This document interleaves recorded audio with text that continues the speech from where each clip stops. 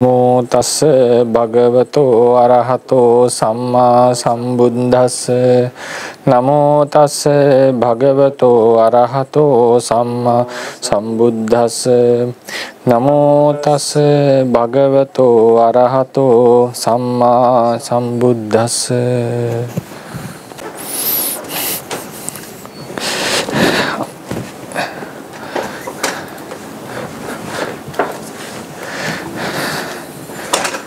ගෞරවනීය ස්වාමීන් වහන්සේලා වරක් ප්‍රමුඛ මහා සංඝරත්නයේ අවසරයි. අද දවසේ අපි යමු වෙනවා නාම ධර්මවල චෛතසික කියන කොටස කතා කරන්නට.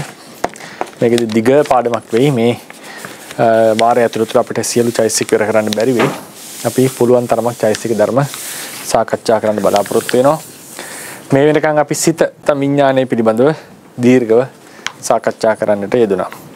ඊට තියෙන චෛතසික පිළිබඳ හැඳින්වීමක් චෛතසික වලට යන්න කලින් ස්පර්ශ වේදනා ආදී චෛතසික හඳුන්වන්නට කලින් අපි චෛතසික කියන්නේ මොනවද කියන එක පොදුවේ තේරුම් ගන්නට ඕනේ.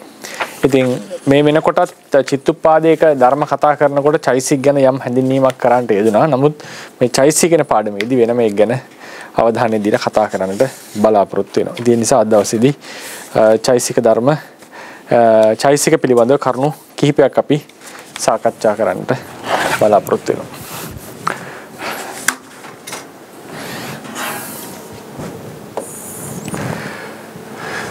මාතෘකාව තමයි චෛතසික. ඒක චේතසික කියලාත් කියනවා. ඉතින් අපි මේකෙදී මුලින්ම චෛතසික කියන්නේ මොනවද?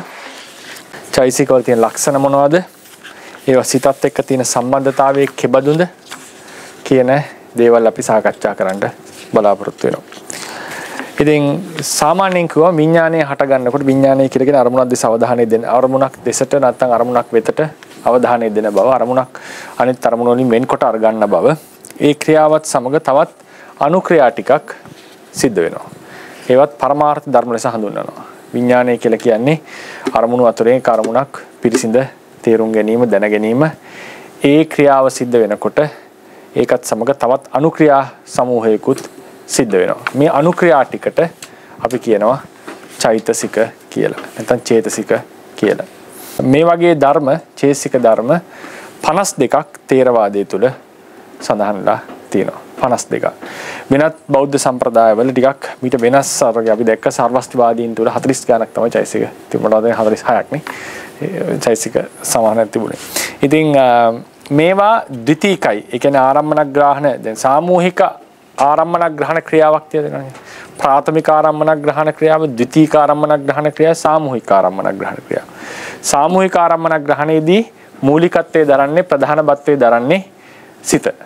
එතකොට ඒකේ ද්විතීය වෙන්නේ දෙවෙනි තැනටපත් වෙන්නේ අනුභවයටපත් වන්නේ මේ චෛතසික. ඉතින් සිතක් පහළ වෙනකොට ඒකත් එක්ක බැඳිලා සම්බන්ධ වෙලා චෛතසික හට ගන්නවා. දැන් උදාහරණයකට අපි සිත කියන එක තේරුම් ගත්තොත් අරමුණක් දෙසට අවධානය දෙන අරමුණ අනිත් අරමුණින් වෙන්කොට ගන්නා වූ බවනේ. දැන් උදාහරණයට අපි එකපාරටම සිත කියන එක අපි තේරුම් ගන්නේ අරමුණක් ප්‍රකට කර ගන්නා වූ ක්‍රියාව කියන අර්ථයෙන්. දැන් අපි මේ වෙලාවේ මේකට මේ දේශනාවට අවධානය දීදී ඉඳලා එකපාරට තමන්ගේ නිවස හෝ කාමරය හෝ කාර්යාලය සිහි කරලා නැවත ආපහු දේශනාවට අවධානය දුන්නොත් අපිට තේරෙනවා එක අවස්ථාවක ඒ කියන්නේ යම් අවස්ථාවක අපිට නිවස සිහි වුණා, කාර්යාලය සිහි වුණා, නැත්තම් කාමරය සිහි වුණා, කාමරය මතු වුණා, මතක් වුණා, ප්‍රකට වුණා. මේ තමයි සිතේ කෘත්‍යය. ඉතින් සිතත් සමග සාමාන්‍යයෙන් බැඳිලා තවත් අනුක්‍රියා ටිකක් හටගන්නවා. සාමාන්‍යයෙන් ප්‍රකට වෙච්ච අනුක්‍රියා ටිකක් තමයි ලෝභය, ද්වේෂය වගේ දේවල්. දැන් උදාහරණයක් අපි සිහි කරොත් එහෙම තමන්ගේ අපි හිතමුකෝ මව සිහි කරනවා කියලා.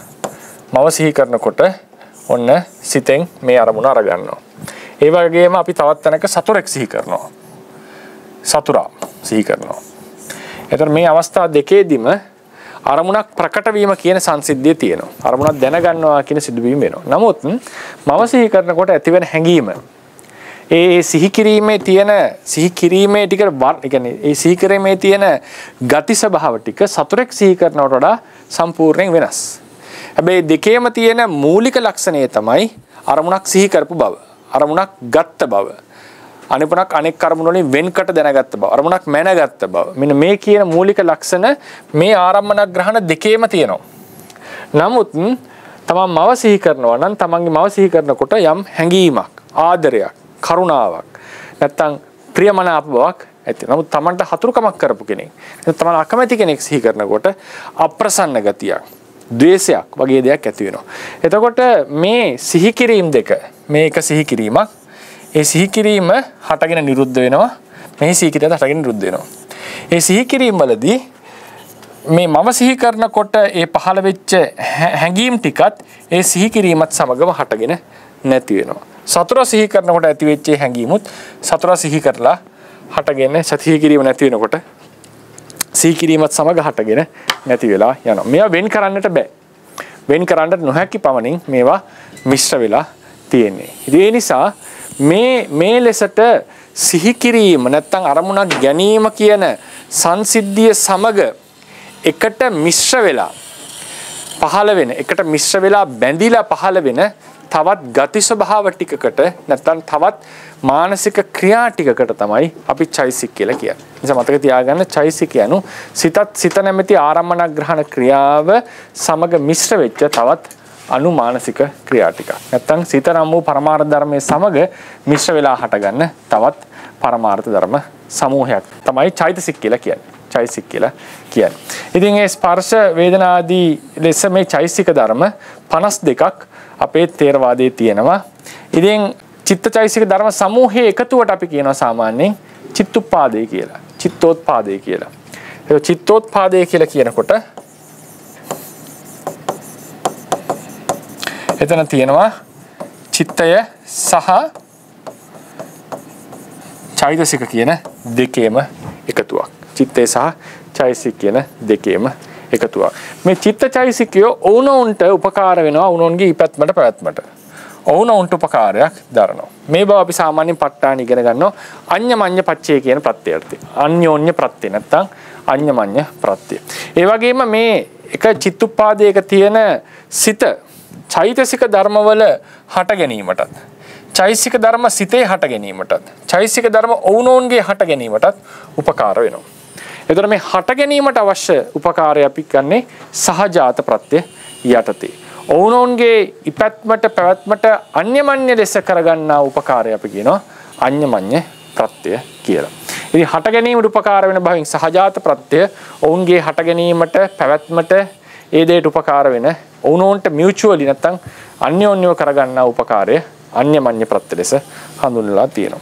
ඉතින් මේ දෙක එතකොට ඒ නිසා චිත්තුප්පාදයක තියෙන මේ චිත්තුප්පාදයක ධර්මයෝ ඔවුනොන්ටත් උපකාරයි ඔවුනොන්ගේ හට ගැනීමට උපකාර වෙලා තියෙනවා. ඒ නිසා මේ ධර්මයෝ එකට බැඳිලා තියෙන්නේ. එකට මිශ්‍ර වෙච්ච බවක් තියෙනවා. හැබැයි මේ භව නාම ධර්ම වලත් තියෙනවානේ. රූප ධර්ම වලත් තියෙනවා. රූප ධර්ම වලත් මේ මිශ්‍ර වෙච්ච බව තියෙනවා. එකටම හට ගැනීම, එකටම නිරුද්ධ වීම ආදී වූ ගති ස්වභාව ටිකක් රූප ධර්ම වලත් තියෙනවා. මෙතන රූප කලාපයක ඒකුප්පාද ඒක නිරෝධ කියන එකටම හට ගැනීම, එකම හට ගැනීම, එකම නිරෝධය කියලා අපි කතා කරලා තියෙනවා. ඉතින් ඊළඟට 4:46 බලන්න. ඒක ඉතින් චිත්තුප්පාදයක ඇති නාම ධර්ම, චිත්තුප්පාදයක ඇති නාම ධර්ම එකට බැඳී හටගත්තද ඒවා එකිනෙකක් තම තමන් අයත් ආවේනික ලක්ෂණ දරන බව සහ කෘත්‍ය සිද්ධ කරන බව දත යුතුයි. ඒවා එකට බැඳිලා තිබුණට ඔවුන් තම තමන් ආවේනික ලක්ෂණ උන්ට තියෙනවා. තම තමන්ට ආවේනික කෘත්‍යයන් ඔවුන් සිද්ධ කරනවා. ඒ නිසා චිත්තුප්පාදයක තියෙන ධර්මයෝ වෙන වෙනම පරමාර්ථ ධර්ම කියලා මතක තියාගන්න.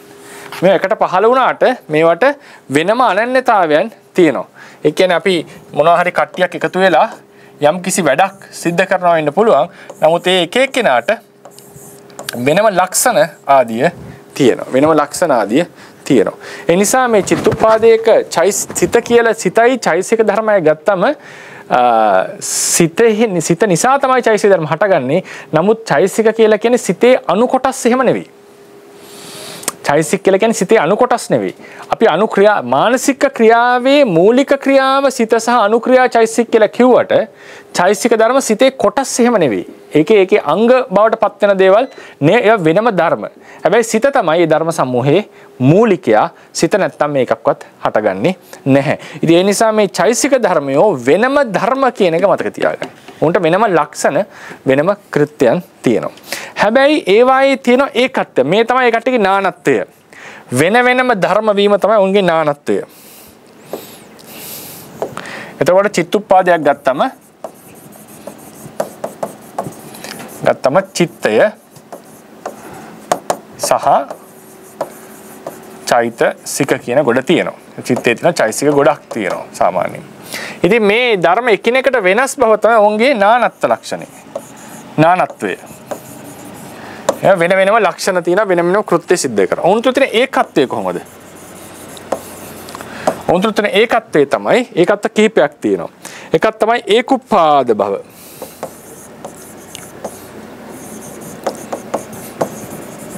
ඔවුන් සෑම දිනකටම තියෙන එකම උත්පාදයක්. ඒකුත්පාද භව. එකට හට ගන්න බවත් ඇත්ත. නමුත් එකම උත්පාදයක්.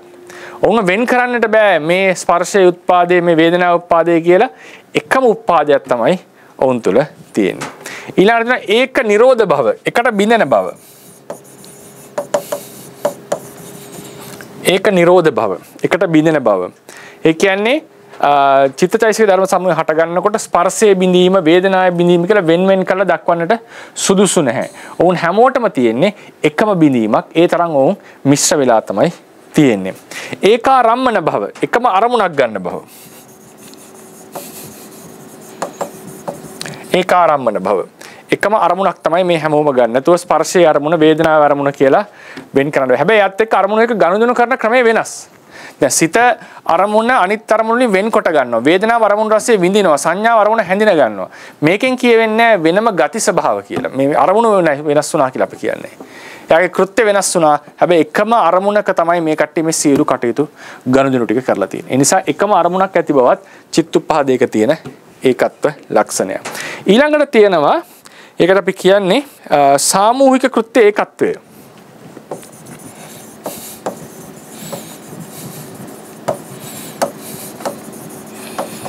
සාමූහික කෘත්‍ය ඒකත්වය.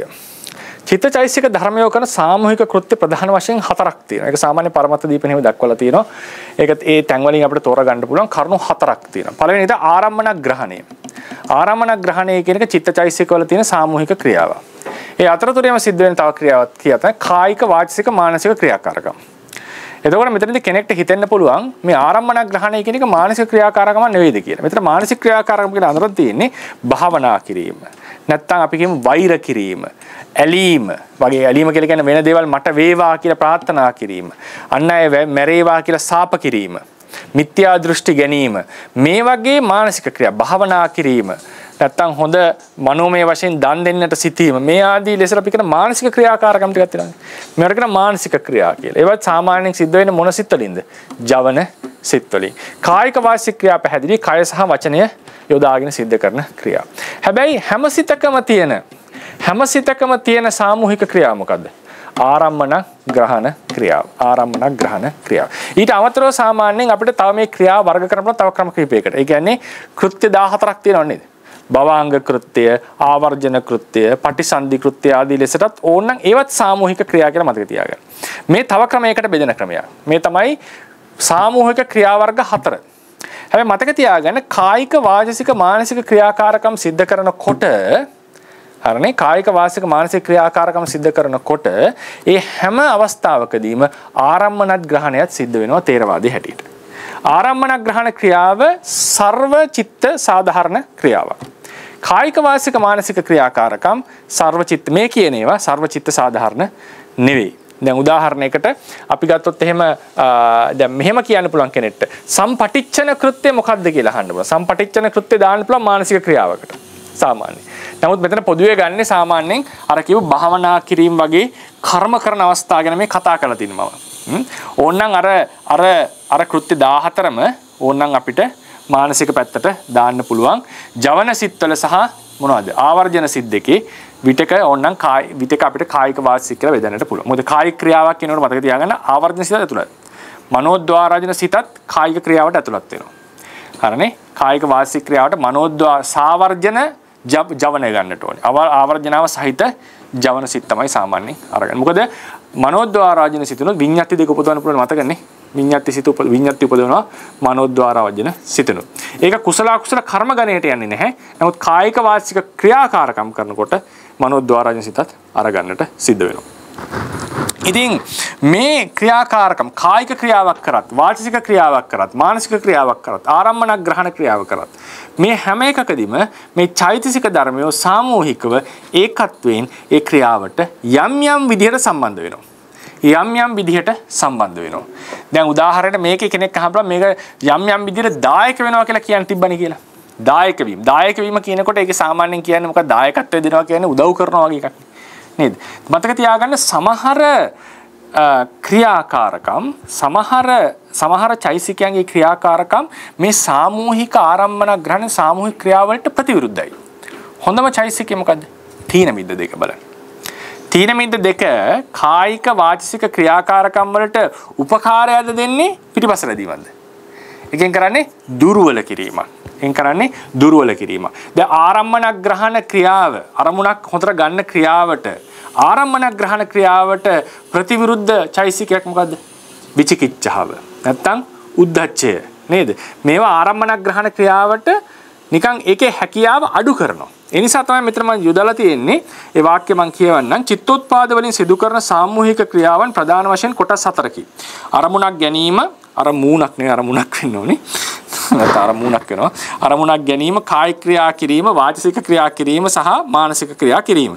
සාමූහික ක්‍රියා කිරීමේදී චිත්තෝත්පාදයක සියලු ධර්ම එම සාමූහික ක්‍රියාවට ඒ අයුරින් සම්බන්ධ වේ. සම්බන්ධ වෙනවා කියලා කියන්නේ උපකාර කරනවා කියන එකම නෙවෙයි මෙතන. සමහර තැන්වල අර ඩ්‍රේන් කරනවා කියලා කියන්නේ දුර්වල කිරීම ආදිය සිද්ධ වෙලා තියෙනවා. ඒ කියන්නේ අකුසල සිතේ වුණත් ඒ අකුසල ප්‍රාණඝාතයක් කරන්න යනවා නම් තීන මිද්දේ ප්‍රාණඝාතයට බාධාවක් නෙද? නේද? ඒ කරන කායික ක්‍රියාවට යා විරුද්ධ බලයක් තමයි ගෙන දෙන්නේ. ඒ නිසා සමහර චෛසික ධර්මයෝ මේ ක්‍රියාවට ප්‍රතිවිරුද්ධ පැත්තකට ගෙනියන්නේ. විචිකිච්ඡාව හොඳම එකක්. හොඳ අතිශයින් ප්‍රතිපක්ෂ සමාධියට. එක ආරම්මණයක් ග්‍රහණයකට විරුද්ධයි. යා වෙන ආරම්මණයකට ඇදගෙන. උද්දච්චයත් මොකද? සැලෙනවා ඒ ආරම්මණය. ඒ නිසා සිත දුර්වල වෙනවා. චිත්තෝපාදේ දුර්වල වෙනවා.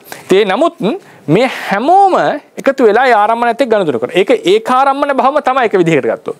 ඒකාරම්මන භව කියලා කියන්නේ හැමුත් අපි දන්නනේ කායික වාචික මානසික ක්‍රියාකාරකම් කියලා එකක් තියෙනවනේ. ඒතකොට ඒ ආරම්මණක් ග්‍රහණයට එහා ගියපු එකක් නෙමෙයි.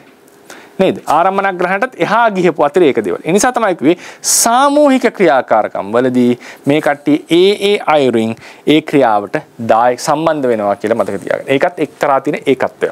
හැබැයි මේ චිත්තෝපාදයේ ඇතුලේ මේක තමයි ලස්සන තැන. චිත්තෝපාදයේ ගත්තම දැන් මේක මම අඳින්න තේරෙන්නේ නැහැ. අපි තුමේ චිත්තෝපාදයේ කියලා. මේ චිත්තෝපාදයේ ඇතුලේ මේ සියලු දෙනාම සාමූහික ක්‍රියාවට ඒකත්වයෙන් දායක වෙච්ච දෙනකොට ඔවුනොවුන් තම තමන් ආයත් ක්‍රියාවණු සිද්ධ කරනවා. ඔවුනොවුන් තම තමන් ආයත් ක්‍රියාවණු සිද්ධ කරනවා. ඒ නිසා තමයි රේරුකාණේ සාහිණහන්සේ ඔය එක ලස්සනට ලියන අභිධර්ම මාර්ගයේදී චිත්තචෛසිකයන්ගේ කෘත්‍ය දෙකක් තියෙනවා. මොනවද? ඒ අදහස දීලා තියෙනවා උන්වහන්සේ. පෞද්ගලික කෘත්‍ය, සාමූහික කෘත්‍ය. පෞද්ගලික කෘත්‍ය ගත්තම දැන් උදාහරණ තීන මිද්දේ චිත්තචෛසික ධර්මය දුර්වල කරනවා. හැබැයි කායික වාචික ක්‍රියාකාරම් කරනකොට තීන මිද්දේනුත් තීන මිද්දයත් එකතු වෙලා තමයි ක්‍රියාකාරකම කෙරිලා තියෙන්නේ. අපිට ඒක වළක්වන්නට බෑ. හරිනේ? ඊට පස්සේ අපි ගත්තොත් ස්පර්ශය වගේ එකක්. ස්පර්ශය අරමුණ ස්පර්ශ කරනවා.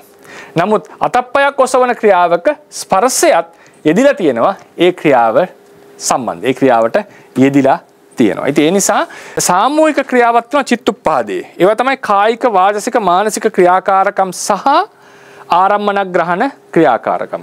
ඒ අතරතුරේදී ඔවුනොවුන්ට අයත් පෞද්ගලික ක්‍රියාකාරකම් ටිකුත් තියෙනවා.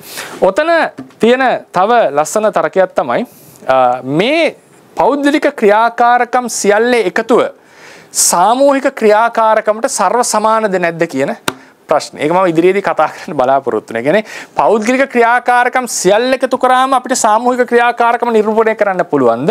එහෙම නැත්නම් පෞද්ගලික ක්‍රියාකාරකම් එකතු වුණාම සිද්ධ වෙන සාමූහික ක්‍රියාකාරකම පෞද්ගලික ක්‍රියාකාරකම් වල එකතුවට වඩා වැඩි දෙයක්ද?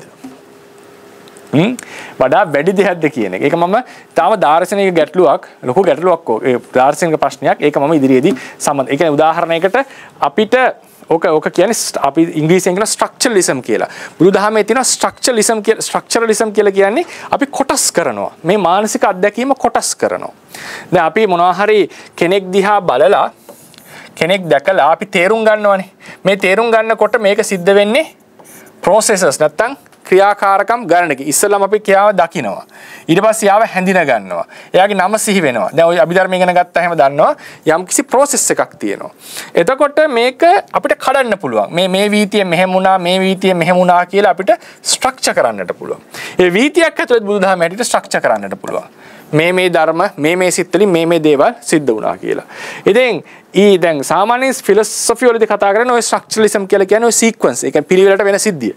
බුදුදහමේ තේරවාද බුදුදහම අපිට තවත් ගැඹුරට යන්න පුළුවන්. මේ එක චිත්තුප්පාදයක් අරගෙන ඒ චිත්තුප්පාදයේ ඇතුළෙත් ඒ ධර්මවල තියෙන වෙන වෙනම ආවේනික ක්‍රියාකාරකම් අනුව ස්ට්‍රක්චර් කරන්නට පුළුවන්. ඒක තමයි නාගසේන ස්වාමීන් වහන්සේ කිව්වේ මිලිඳු රජුරවන්ට භාග්‍යවතුන් වහන්සේ මේ පස්ස පංචමකය නැත්නම් චිත්ත පංචමකය පස්ස වේදනා සංඥා චේතනා සංඥා චේතනා චිත්ත කියන මේ පහ කඩපු එක ඊටාම දුෂ්කර ක්‍රියාවක් මහරජතුමනි භාග්‍යවතුන් වහන්සේ කරේ කියලා තථාගතයන් වහන්සේ කරේ කියන එක. ඒ නිසා ස්ට්‍රක්චර් කරන්න පුළුවන් වුණා ඒක අත්දැකීම. සාමාන්‍යයෙන් අපිට තේරෙන දෙයක් තමයි මොකක් හරි කාලයක් තිස්සේ සිද්ධ වෙනවා නම් අපි දෙයක් දැකලා තේරුම් ගන්නකොට අපිට ඒ සිද්ධ වෙච්ච ඉස්සලම සෙන්සේෂන් එක ඊට පස්සේ පර්සෙප්ෂන් එක ආදී දෙයට අපිට කඩන්නට පුළුවන්. ඒකත් එක්තරා විදිහක ස්ට්‍රක්චර් කිරීම. ඒ කියන්නේ යම්කිසි කාලයක් අරගෙන අපි යමෙක් දැකලා තේරුම් ගන්නකොට වෙච්ච මානසික ක්‍රියාකාරකම් ටික අපිට පෙන්වන්නට පුළුවන්. බුදුරජාණන් වහන්සේ ඒ එක ක්‍රියාකාරකමකත් තියෙන ක්‍රියා ගොඩක් පෙන්눔 කරන්න සමර්ථ වුණා ස්ට්‍රක්චරලිසම් එක. ඒතර මේකේ අහන්න දෙන ප්‍රශ්නයක් තමයි මේ එක එක කොම්පොනන්ට්ස් එකතු වුණාම ලැබෙන ප්‍රතිඵලය ඒ සමූහ එක එක්කෙනාගේ එකතුව සමූහයට සමානද කියලා. දැන් උදාහරණයකට මම මෙහෙම එකක් ගන්නම්කෝ. මේක මේ අතිරේක දෙයක්. මේක ඉදිරියේදී අපි අන්තිමට කතා කරමු. විපස්සනා ඥාන. විපස්සනා ඥාන ගත්තම උද්‍යප්පේ ඥානෙ, උද්‍යප්පය, භංග, බය, ආදීනව, නිබ්බිදා, ඊට පස්සේ මුංචිතු, කම්මිතා, පටිසංකානුපස්සනා, සංකාරුපෙක්ඛා, අනුලෝම ඥානය, මාර්ග ඥානය. මේ පිළිවෙලට නෙන්නේ. මේ ඔක්කොම එක වෙලා තමයි මේ ප්‍රතිඵලයට එන්නේ. සාමාන්‍ය අනුලෝම ඥානයේදී කියනවා මේ අනුලෝම ඥානය අනුලෝම කියන්න හේතුව මේ මෙතෙක්කල් කරපු මාර්ග ඥානවලටත් අනුලෝමයි ඉදිරියේ ලබන්නට යන සත්‍තිස් බෝධිපාක්ෂික ධර්ම සංඛ්‍යාත මාර්ගයටත් අනුලෝමයි. එතකොට මේක නිකන් බ්‍රිජ් එකක් වගේ මේ අනුලෝම ඥානය කියන එක. විපස්සනා ඥාන සහ මාර්ග ඥාන අතර තියෙන. ඉතින් මේ දෙගොල්ලන්ටම අනුලෝම වෙනවා. ඉතින් අපි අහුවොත් මේකේ ප්‍රතිඵලයක් ලෙස තමයි මාර්ගයේ උපදින්නේ.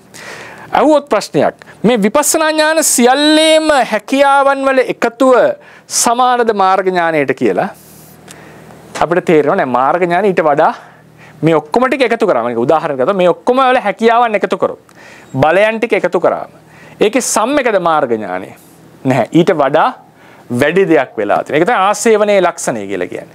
ආසේවනයේ ලක්ෂණය කියලා කියන්නේ මේ කරගෙන ආපු ධර්ම ටික එකතු එන්න බලය වැඩි වෙන්න පටන් ගන්නවා. හැකියාව වැඩි වෙනවා. හරිනේ? හැකියාවේ වැඩිවීමක් තියෙනවා. මේක මැටීරියලිසම් එක ගැලපෙන්නේ නැහැ. මැටීරියලිසම් එක හැටියට මොකද්ද? ශක්තියේ හැකියාවේ ශක්තිය වැඩිම ලෝක වෙන්න පුළුවන්ද? බෑනේ. ඒකේ ශක්තිය හැමතිස්සෙම ස්ථිතිකයි. ඉතින් මේ මානසික පැතිවල බුදුදහමේ හැටියට ඒ හැකියාවන් මානසික හැකියාවන් මානසික ශක්තිය කියලා ගත්තම භෞතික ශක්තියට මෙයා කරගන්න බෑ. මානසික ශක්තිය එන්නට වැඩි වෙනවා. ඒ විදිහටම ප්‍රශ්නයක් අහන්න පුළුවන් එක චිත්තුප්පාදයක් ඇතුළත.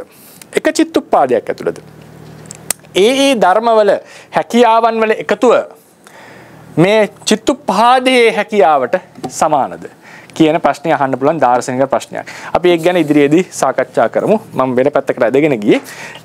ඒ නිසා මතක තියාගන්න තනිව සිද්ධ කරන කෘත්‍ය කිහිපයක් තියෙනවා. සාමූහිකව සිද්ධ කරන කෘත්‍ය කිහිපයකුත් තියෙනවා. ඒ සාමූහික කෘත්‍ය වලට මේ හැමෝම එකතු වෙනවා. හැමෝම එකතු වෙලා තියෙනවා. ඒ නිසා ඒකත් එක්තරා විදිහක සාමූහික බවක්. ඒ නිසා තමයි මම කිව්වේ ඔය සොළොස්ව දෑරුම් කෘත්‍ය සිතේ කෘත්‍යයක් නෙවෙයි. ධර්ම සමූහයේම කෘත්‍යයක්. දැන් අපි කියනවා මාර්ග ඥාණයෙන් කෙලස් කපනවා කියලා. සාමාන්‍යයෙන් කියන්නේ මාර්ග ඥාණයෙන් කපනවා කියලා කියන මාර්ගාංග 8න් කපනවා කියලා කියනවනේ. සමහර අපිට කියපුවා මාර්ග සිතෙන්ම කපනවා කියලා. මොකද හේතුව මාර්ගාංග 8ට පහළ වෙන්න බෑ අනිත් ධර්ම වල එකතුවක් නැතුව. ඉතින් ඒ නිසා මාර්ග සිතෙන් කෙලස් කපනවා කිව්වත් ඒක නිවැරදි ප්‍රකාශනයක් මතක තියාගන්න. මාර්ග සිතෙන් කෙලස් කපනකොට නිවැරදි උදාහරණයක් ගන්න එක කොහොමද ධම්මසංගිනේ හඳුන්වලා තියෙන්නේ. ආචය ගාමිනෝ ධම්මා අපචය ගාමිනෝ ධම්මා. ආචය ගාමිනෝ ධම්මා කියන්නේ සසරට ගෙනියන ඒවානේ. හරියටම නම් ගෙනිච්චොත් කවුද ගෙනිච්ච වෙන්නේ? චේතනාවනේ. භවයට අරන් යන්නේ කර්මයනේ. කර්මයෙන් තමයි භවය උපදින්නේ. කුසල අකුසල කර්ම තමයි ආචේගාමී ධර්ම වෙන්නේ නේද? එතකොට චේතනාව තමයි ගති යුත්තේ. නමුත් ඒකේ චිත්තචෛසික ධර්ම සමූහයම ලෞකික කුසල අකුසල සිත් 29ක් චෛසික 52ක් අරගෙන තියෙනවා. අපචේගාමිනෝ ධම්මා. අපචේගාමිනෝ ධම්මා කියලා කියන්නේ අර ගොඩනගන සසර බිඳ බිඳ විනාශ කර කර යන ධර්ම. මාර්ගාංග 8 විතරයි ගන්න සුදුසු. ගන්නවා නම් නමුත් සියලු මාර්ග චිත්තුප්පාදේම අරගෙන තියෙනවා. ඉතින් ඒ විදිහට ගත්තම මේ ක්‍රියාවන් සාමූහික ක්‍රියාවන් වලට මතක තියාගන්න චිත්තචෛසික ධර්ම සමූහයම සම්බන්ධ වෙනවා කියලා තේරුම් ගන්නට. ඒ නිසා Tamanට එක එක තැන්වල දැන් ධර්ම දේශනා කරනකොට මාර්ගාංග 8න් කෙලස් කපනවා කියන්නත් පුළුවන්. මාර්ග චිත්තුප්පාදේම කෙලස් කපනවා කියන්නත් පුළුවන්. චිත්තුප්පාදේ සිත කියන ව්‍යවහාරයේදී ප්‍රධාන නයින් මාර්ග සිතෙන් කෙලස් කපනවා කියලා කියන්නත් පුළුවන්. මේ ඔක්කොම ධර්මානුකූලව නිවැරදි ප්‍රකාශ. ඉතින් ඊට පස්සේ මෙම ලක්ෂණ දැන් මේක අපි සාමාන්‍යයෙන් දන්නවා ඒකුප්පාද නිරෝධාච ඒකාලම්බන කියලා අපි මේ සතර සංප්‍රයෝග ලක්ෂණ වලදී මේ තුන කතා කරලා තියෙනවා. මේ කෘත්‍ය ඒකත්වයේ කියන එක තරම්ම කතා වෙන්නේ නැහැ.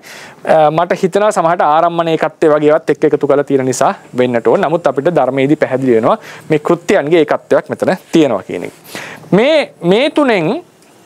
මේ තුනට අමතරව තවත් විශේෂ ඒකත්වයක් තියෙනවා පංචවෝකාර භවයට පමණක් ආවේනික වෙච්ච මොකද්ද එකම වස්තුවක් අරමුණු ඇසුරු කරන බව කියන එක. එකම වස්තුවක් ඇසුරු කරනවා කියන එක.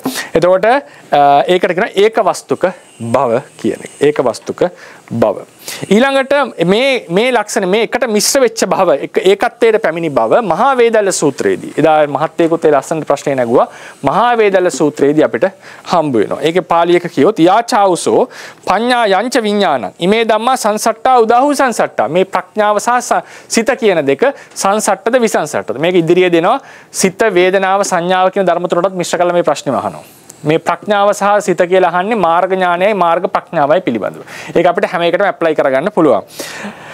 ලබ්භාච පනිමේ ධම්මානම් විනිබ්බුජිත්වා නානාකාරණං පඤ්ඤාපේතු. ඒ අහන්නේ මේක වෙන් දල වශයෙන් කිව්වොත් එම වෙන් කොට මේ ප්‍රඥාව එකට හටගන්න සිත ප්‍රඥාව කියන ධර්ම වෙන් කොට දක්වන්නට පුළුවන්ද කියලා. යාචාවුසෝ පඤ්ඤා යංච විඥානං ඉමේ ධම්මා සංසට්ඨා. ඒවා ඉස්සලා වහන සංසට්ඨද විසංසට්ඨද කියලා. සාරිපුත්‍ර සාංශගෙන් අහන්නේ කොට්ටිත සාරිපුත්‍ර සාංශගෙන් ඔව් මේවා සංසට්ඨයි කියලා. විසංසට්ඨ නොවේ කියලා කියනවා. නච ලබ්භා ඉමේ සං ධම්මාන විනිබ්බුජිත්වා නානාකරණං පඤ්ඤපේතු. මේවා වෙන්කොට දක්වන්නට හැකියාවක් නැහැ. යං හාවුසෝ පජානාති තං විජානාති යං විජානාති තං පජානාති. යමක් දැනගනීද එයම යමක් වෙන්කොට දැනගනීද එයම ගැඹුරින් විශ්ලේෂණය කරයි. තස්මා ඉමේ ධම්මා සංසට්ඨා නෝ විසංසට්ඨ. ඒ නිසා මේ ධර්මය සංසට්ඨයි විසංසට්ඨ නොයි. නච ලබ්බා ඉමේ සං ධම්මානං විනිබ්බුජිත්වා නානාකරණං පඤ්ඤාපේතු. මේවා වෙන්කොට දක්වන්නට හැකියාවක් නැහැ. මේ සූත්‍රයේ අට කතාවට අනුව දැන් මේ වෙන්කොට දක්වන්නට බෑ කියන එක කෙනෙක්ට නානා ක්‍රමයකට හිතෙන්න පුළුවන්. වෙන්කොට දක්වන්න බෑ කියනකොට මේ මහත්මත් දායව ප්‍රශ්නික වටිනා ප්‍රශ්නයක්. ඒ සූත්‍රයට අනුව මේකේ හැටියට මේ අපි කතා කරන චිත්තචෛසික ධර්මයෝ සැබවින්ම වෙන් කරන්න බැරිද කියලා ප්‍රශ්නයක් එන්න පුළුවන්. වෙන් කර දක්වන්නට බැරි බව. ඒතර අටුවා මේක විස්තර කරනවා. ථේරවාද ණය ක්‍රමයට මේක විස්තර කරන්නේ මෙම සූත්‍රයේ අට කතාවට අනුව මාර්ග චිත්තුප්පාදේ විඥානය සහ ප්‍රඥාව එකිනෙක වෙන්කොට නොදැක්විය හැක්කේ මොන කරුණු මතද? ඒවායේ ආරම්මණය, ඉපැත්ම සහ බිඳීම යන කරුණු වලිනි. ඉපැත්ම බිඳීම ආරම්මණය කියන කරුණු වලින් මේවා නානා කොට දක්වන්නට බෑ. ඒ කියන්නේ මොකද්ද? ස්පර්ශයේ දැන් මොනවා හරි චිත්තුප්පාදයක් අරමුණක් ගන්නවා නම් ඒ හැම ධර්මයකම අරමුණ සමානයි. එකම අරමුණක් තියෙන්නේ. ඒ විඳින්නේ අරමුණමයි, හඳුනාගන්නෙත් ඒ අරමුණමයි, දැනගන්නෙත් ඒ අරමුණමයි, ගැඹුරින් දැනගන්නෙත් ඒ අරමුණමයි. ඊට පස්සේ ඒවා ඉපැත්ම ස්පර්ශයේ ඉපැත්ම, වේදනාවේ ඉපැත්ම එක කඩන්න බෑ. සියල්ලෙම එකම ඉපැත්මක් තියෙන්නේ. එකම නිරෝධයක් තියෙන්නේ. ඒ නිසා තමයි අර පරමාර්ථ දීපණියේ පාඩේ විශාල වැදගත් වෙන්නේ. අපි ඒක ආලම්බන කියන එක ඒකුප්පාද කියන විස්තර කරේ කොහොමද? එකට ඉපදීම නෙවෙයිනේ. එකම ඉපදීමක් ඇති බව.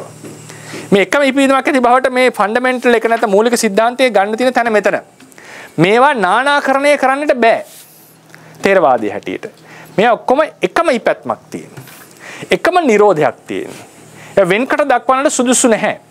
ඒ තමයි ඒකයි ඒවායේ තියෙන සංසට්ඨ භාවය. ඒවායේ තියෙන ඒකී භාවය. ඒකත්වය. ඒ නිසා මේ ධර්මයෝ මිශ්‍ර වෙලා තියෙන්නේ කෙසේද? එකම ඉපැත්මක්. එකට ඉපදීමක් නෙවෙයි. එකටම ඉපදීමක් වෙනවා ඒ වෙලාවේදී. එකම ඉපැත්මක්. මම හිතනවා මේ වචනේ බොහෝ අවස්ථා කීපයක අපි කතා කරා නේද? මේකේ වෙනස තේරුම් ගන්න එකට ඉපැත්ම සහ එකම ඉපදීම. එකට ඉපදීම එකම ඉපදීම. ඉපදීමක් ඇති බව. දැන් උදාහරණයකට සිත හට ගන්නකොට චිත්තජ රූප හට ගන්න ඕනේ. ඒව වල මොනවද වෙලා තියෙන්නේ? ඒවා එකට ඉපදෙනවා. එකම ඉපදීමක්ද නෑ. සිතේ ඉපදීම එකක්, චිත්තජ රූප වල ඉපදීම එකක්. හැබැයි චිත්තුප්පාදයක තියෙන ධර්මයෝ එකටත් ඉපදෙනවා. ඒවායේ තියෙන්නේ එකම ඉපදීම. ඉතින් එකම ඉපදීම කියනකොට එකට ඉපදුනා කියන එක ඕක කෙලින්ම කියවිලා ඉවරයි. වඩා සුදුසු වෙන්නේ එකම ඉපැත්මක් තියෙනවා කියන එක. එකම ඉපැත්ම. ඒතර රූප කලාපයක රූපයොත් එකම ඉපැත්මක් තියෙනවා. චිත්තුප්පාදයක නේමත් එකම චිත්තුප්පාදයක ධර්මත් එකම ඉපැත්මක් තියෙන එක තමයි චිත්තුප්පාදයක තියෙන වෙන් කළ නොහැකි බව. වෙන් කළ නොහැකි බව. දැන් රූප කලාපයකක් තියෙනවනේ එකම ඉපැත්ම එකම නිරෝධය. ඉතින් චිත්තුප්පාදයකක් තියෙනවා එකම ඉපැත්ම එකම නිරෝධය. එතකොට මේ චිත්තුප්පාදවල තියෙන වෙනස වෙලා තියෙනවා වෙන්නේ එකම ආරම්භණයක් ඇති බවනේ. ඒ නිසා සමහර තැන්වල මේ චෛසික ධර්මවල තියෙන මේ සංසට්ඨ භාවයේ තියෙන විශේෂත්වය තමයි එකම ආරම්භණයක් ඇති බව කියලා කතා කරලා තියෙන්නේ. මේ පරමද්දීපණී ඒක තරම්ම රුචි කරන්නේ නැහැ. ඒක රුචි කරන්නේ නැහැ. මොකද දැන් බැලුවොත් කෙනෙක් විමසනකොට තේරෙන්න පුළුවන්. හරි. රූප ධර්මවල තියෙන එකම ඉපැත්මක් කලාපයක එකම නිරෝධයක්. සහ වුත්තිය නේද? එකම නිශ්චයකුත් තියෙනවා. ඉතින් නාම ධර්ම වලත් එකම නිශ්චයත් එකම උනෝන ඇසුරු කරන්නේ එකම ඉපැත්මක් එකම නිරෝධය විශේෂයක් තියෙන එකම ආරම්භණයක් ගන්න බව. ඒ නිසා මේ චෛසික ධර්ම වල මේ තියෙන සංප්‍රයුක්ත භාවය ඇති උනේ. දැන් නාම රූප ධර්ම සංප්‍රයුක්ත නැහැනේ.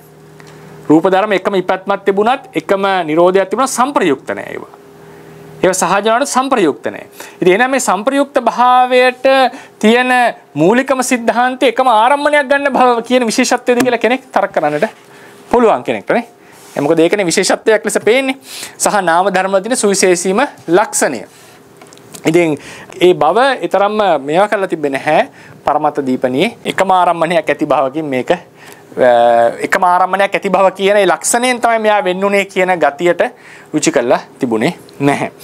ඉතින් මම මතක හැටියට ඊට පස්සේ බඳක තියාගන්න එකම ආරම්භන එකම ඉපැත්ම සහ එකම විනීම යන කරුණු වලින් චිත්තුප්පාදයක ධර්ම ලක්ෂණ වශයෙන් සහ කෘත්‍ය වශයෙන් එකිනෙකට වෙනස්ය. මේක අටුවා පාඩේ.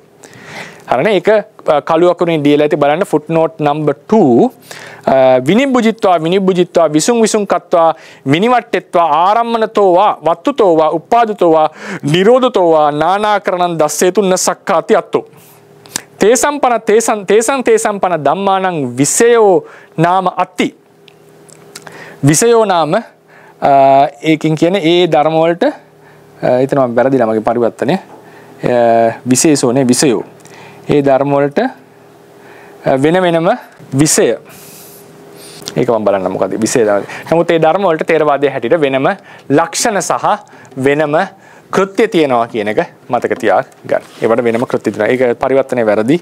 ඒ කරුවගේ වගේ අර විෂය වෙන විදිය ආරම්භන. ඔව්. ප්‍රඥාවට සංඥා. ඒවට වෙන ඒක වෙන්න ඕනේ මේ කියන්නේ. වෙන වෙනම විෂය වෙන හැටි. එයාට ප්‍රඥාව වන්න හරි සංඥාව අඳුර ගන්නවා, ප්‍රඥාව ගැඹුරින් තේරුම් ගන්නවා, සිත දැන ගන්නවා, රන් කරුවට චෛසිකයක් මේ කහපණයක්ම දැනගන්න විදිහ. නෝ මතක තියාගන්න ඕනේ ඒ චිත්තුප්පාදයක ධර්ම ලක්ෂණ වශයෙන් සහ කෘත්‍ය වශයෙන් වෙනස් කියන එක තමයි තේරවාදී අදහස. ඊළඟට චිත්තුප්පාදයක් ගැන කතා කරනකොට අපිට හම්බෙන තවත් වැදගත් වචන තුනක් තමයි සංප්‍රයුක්ත බව, ඊළඟට සහගත, සංසට්ඨ. සහගත බව සහ සංසට්ඨ බව. යම් කිසි ධර්ම ටිකක් මේ කියන ඒකුප්පාද, ඒක නිරෝධ, ඒකාලම්බන කියන වස්තු වලින් යුක්ත නම් ලක්ෂණ වලින් සමාවෙන් ඒකාලම්බන කියන ලක්ෂණ වලින් යුක්ත නම් ඒ ධර්මයෝ එකිනෙක සංප්‍රයුක්තයි. එකිනෙකට සංප්‍රයුක්තයි. මතක තියාගන්න ඒක වස්තුක භාවයේ සංප්‍රයුක්ත වෙන්න අත්‍යවශ්‍යම දෙයක් නෙවෙයි. ඒකුප්පාද, ඒක නිරෝධ, ඒකාලම්බන තිබ්බම ඇති. මොකද අරූප ලෝකයේ ඔය තුන විතරයි තියෙන්නේ සාමාන්‍යයෙන්. ඒක වස්තුක භාවයේ තියෙන්නේ පංචභෝකාරේ විතරයි. එතකොට යම් කිසි ධර්ම ටිකක් මේ කියන ලක්ෂණ වල යුක්ත නම් ඒවා සංප්‍රයුක්තත් වෙනවා සහගතත් වෙනවා. සම්ප්‍රයුක්ත සහ සහගත කියන වචන දෙකම අපි යොදනවා ඒ කියපු ලක්ෂණ වලින් යුක්ත නැ. ඒකුප්පාද, ඒක නිරෝධ, ඒකාලම්බන. එකම උපාදයක් ඇති බව, එකම නිරෝධයක් ඇති බව, එකම ආරම්මණයක් ඇති බව. ඊළඟට සංසට්ඨ භාවය දැනගන්නට නම් සංසට්ඨ කියන වචනේ දීලා තියෙන්නේ පොඩි විශේෂත්වයක් එක්ක. සංසට්ඨ භාවයේදී කියලා තියෙන එක තමයි ඒකී භාවයට ගියා. ඒකී භාවයට යනවා කියලා කියන්නේ වෙන් කොට තේරුම් ගැනීමට අපහසු පරිද්දෙන් මිශ්‍ර වී පවතින ධර්ම තමයි සංසට්ඨයි කියලා කියන්නේ.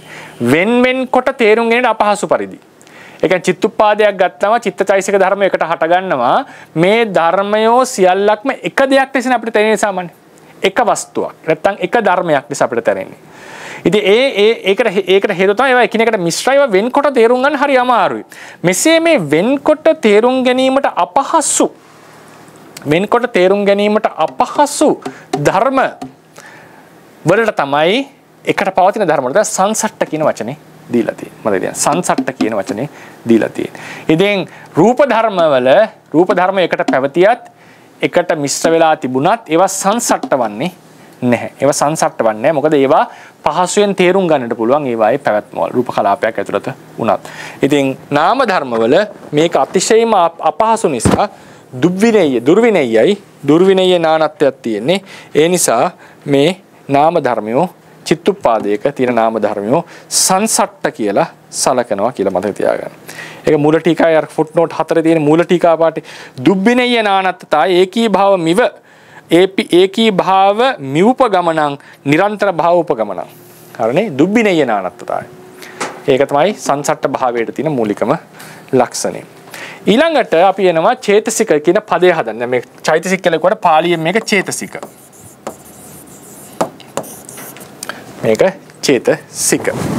ඉතින් අපි කතා කරා චේතසිකයක තියෙන ලක්ෂණ ගත්තම, ඒ කියන්නේ චිත්තුප්පාදයක තියෙන ලක්ෂණ ගත්තම අනිවාර්යයෙන්ම ඒවා ඒ ධර්ම සියල්ලේම සියල්ලටම අරමුණක් තියෙනවා.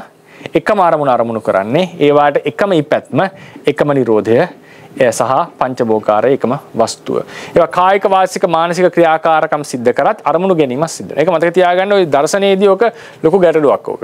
ඒකට කියන්නේ intentionality කියලා කියන්නේ. intentionality කියලා කියන්නේ intention එකක් තියෙනවා කියන එක අරමුණක් ඇති බව. ඉතින් බටහිර දර්ශනයේ ගොඩක් අය ප්‍රශ්න කරන දෙයක් තමයි අපිට පහළ වෙන සමහර සිතිවිලි වලට අරමුණක් තිබිය යුතු නැහැ. සමහර දාර්ශනිකයෝ කියන හැම සිතිවිල්ලකටම හැම මානසික සිතිවිල්ල අරමුණක් තිබිය යුතුමයි. තේරවාදී තියෙන ඒ වගේ තැනක. අපි භවාංග හිතට අරමුණක් තියනවා කියලා කියනවනේ. භවාංග හිතට අපි අරමුණක් තියනවා කියලා කියනවා. සමහර දාර්ශනිකයෝ නෑ. එහෙම සමහර සිතිවිල්ලට අරමුණක් තිබීම අත්‍යවශ්‍ය නැහැ කියන තර්ක කරන දාර්ශනිකයෝ කොටසක් ඉන්නවා. දැන් ගොඩක්ම බටහිර පැත්තේ දාර්ශනික හදාරන අය ගොඩක් ගැඹුරු වෙන්නේ සමහර ඒවාට විතර අරමුණක් තියෙන සමහර ඒවාට අරමුණක් නැහැ කියන තැන තමයි ඔවුන් ඉන්නේ. තේරවාදයේ තියෙන්නේ අනිවාර්යෙන් හැම මානසික ක්‍රියාවකටම අරමුණක් තිබිය යුතුයි කියන තැන. ඉතින් මේ විදිහට එකම උපැත්ම, එකම නිරෝධය, එකම අරමුණ, එකම වස්තුව ලෙස පවතින මේ ධර්මයෝ ගත්තම මේවා ප්‍රධාන වශයෙන් කොටස් දෙකකට කඩනවා. හරිනේ? ඒ කියන්නේ එතකොට චිත්තුප්පාදය කියන එක චිත්තෝත්පාදය කියන එක අපි කඩනවා. චිත්තය සහ චෛතසික කියලා කඩනවා. මේ චෛතසික කියන පදේ හැදෙන්නේ චේත කියන වචනයෙන්. චේතසි භවං චේතසිකං. චේතසි භවං චේතසිකං. චේත කියන්නේ සිතටම නමක්. සිතෙහි වූ ධර්මයෝ තමයි චේතසික කියලා කියන්නේ. සිතෙහි වූ ධර්මයෝ. මොකද්ද මේ වූ භව? සිතෙහි හටගත්ත භව. සිතේ හටගත්ත භව කියන එක ගත්තා. දැන් මේක අපිට දන්නවා ලොකටිව් වයිස් නැත්තම් ස්ථානවාචී විස්තර කරන්න බැහැනේ තේරවාදී හැටියට නේ. තේරවාදී හැටියට සිත අහවල් තැන තියෙනවා කියලා විස්තර කරන්නට පුළුවන් දෙයක් නෙවෙයි. අපිට යම් විදිහකට පේනවා මේ වස්තුව ඇසුරු කරන නිසා මෙතන තිබිය යුතුයි කියන අදහස ගම්ම වෙනවා. තාම පැහැදිලි තරකයක් ඒක. නමුත් අපි සාමාන්‍යයෙන් කියනවා සිත අහවල් තැන පවතිනවා නැත්තම් අහවල් ලොකේෂන් එකේ තියෙනවා කියන එක කියන්න සුදුසු නැහැ කියන එකනේ විසුද්ධි මාර්ග ටීකාවේ කිව්වේ. ඉතින් චේතසි භවං චේතසිකං කියලා කියන්නේ සිතේ හටගත්ත නිසා. සිතේ හටගත්ත භව තමයි සිත අයත් පැවතුම් ඇති බව. සිත මත යැපෙන පැවතුම් ඇති බව. ඒ කියන්නේ හටගෙන පැවතිලා නිරුද්ධ වෙනකොට මේ ධර්මය සිතත් එක්ක සම්බන්ධයි. සිතේ ඉපැත්ම තමයි මොහුගේ ඉපැත්ම. සිතේ නිරෝධයම තමයි මොහුගේ නිරෝධය. අපි චිත්තුප්පාදයක කිව්වා උන්ට තියෙන එකම ඉපැත්ම, එකම නිරෝධය කියලා. හරිනේ ඒක හරියේ ප්‍රකාශනය. උන්ට හැමෝටම තියෙන එකම උපාදය, එකම නිරෝධය. හැබැයි ඒකේ මූලිකයා කවුද? සිත.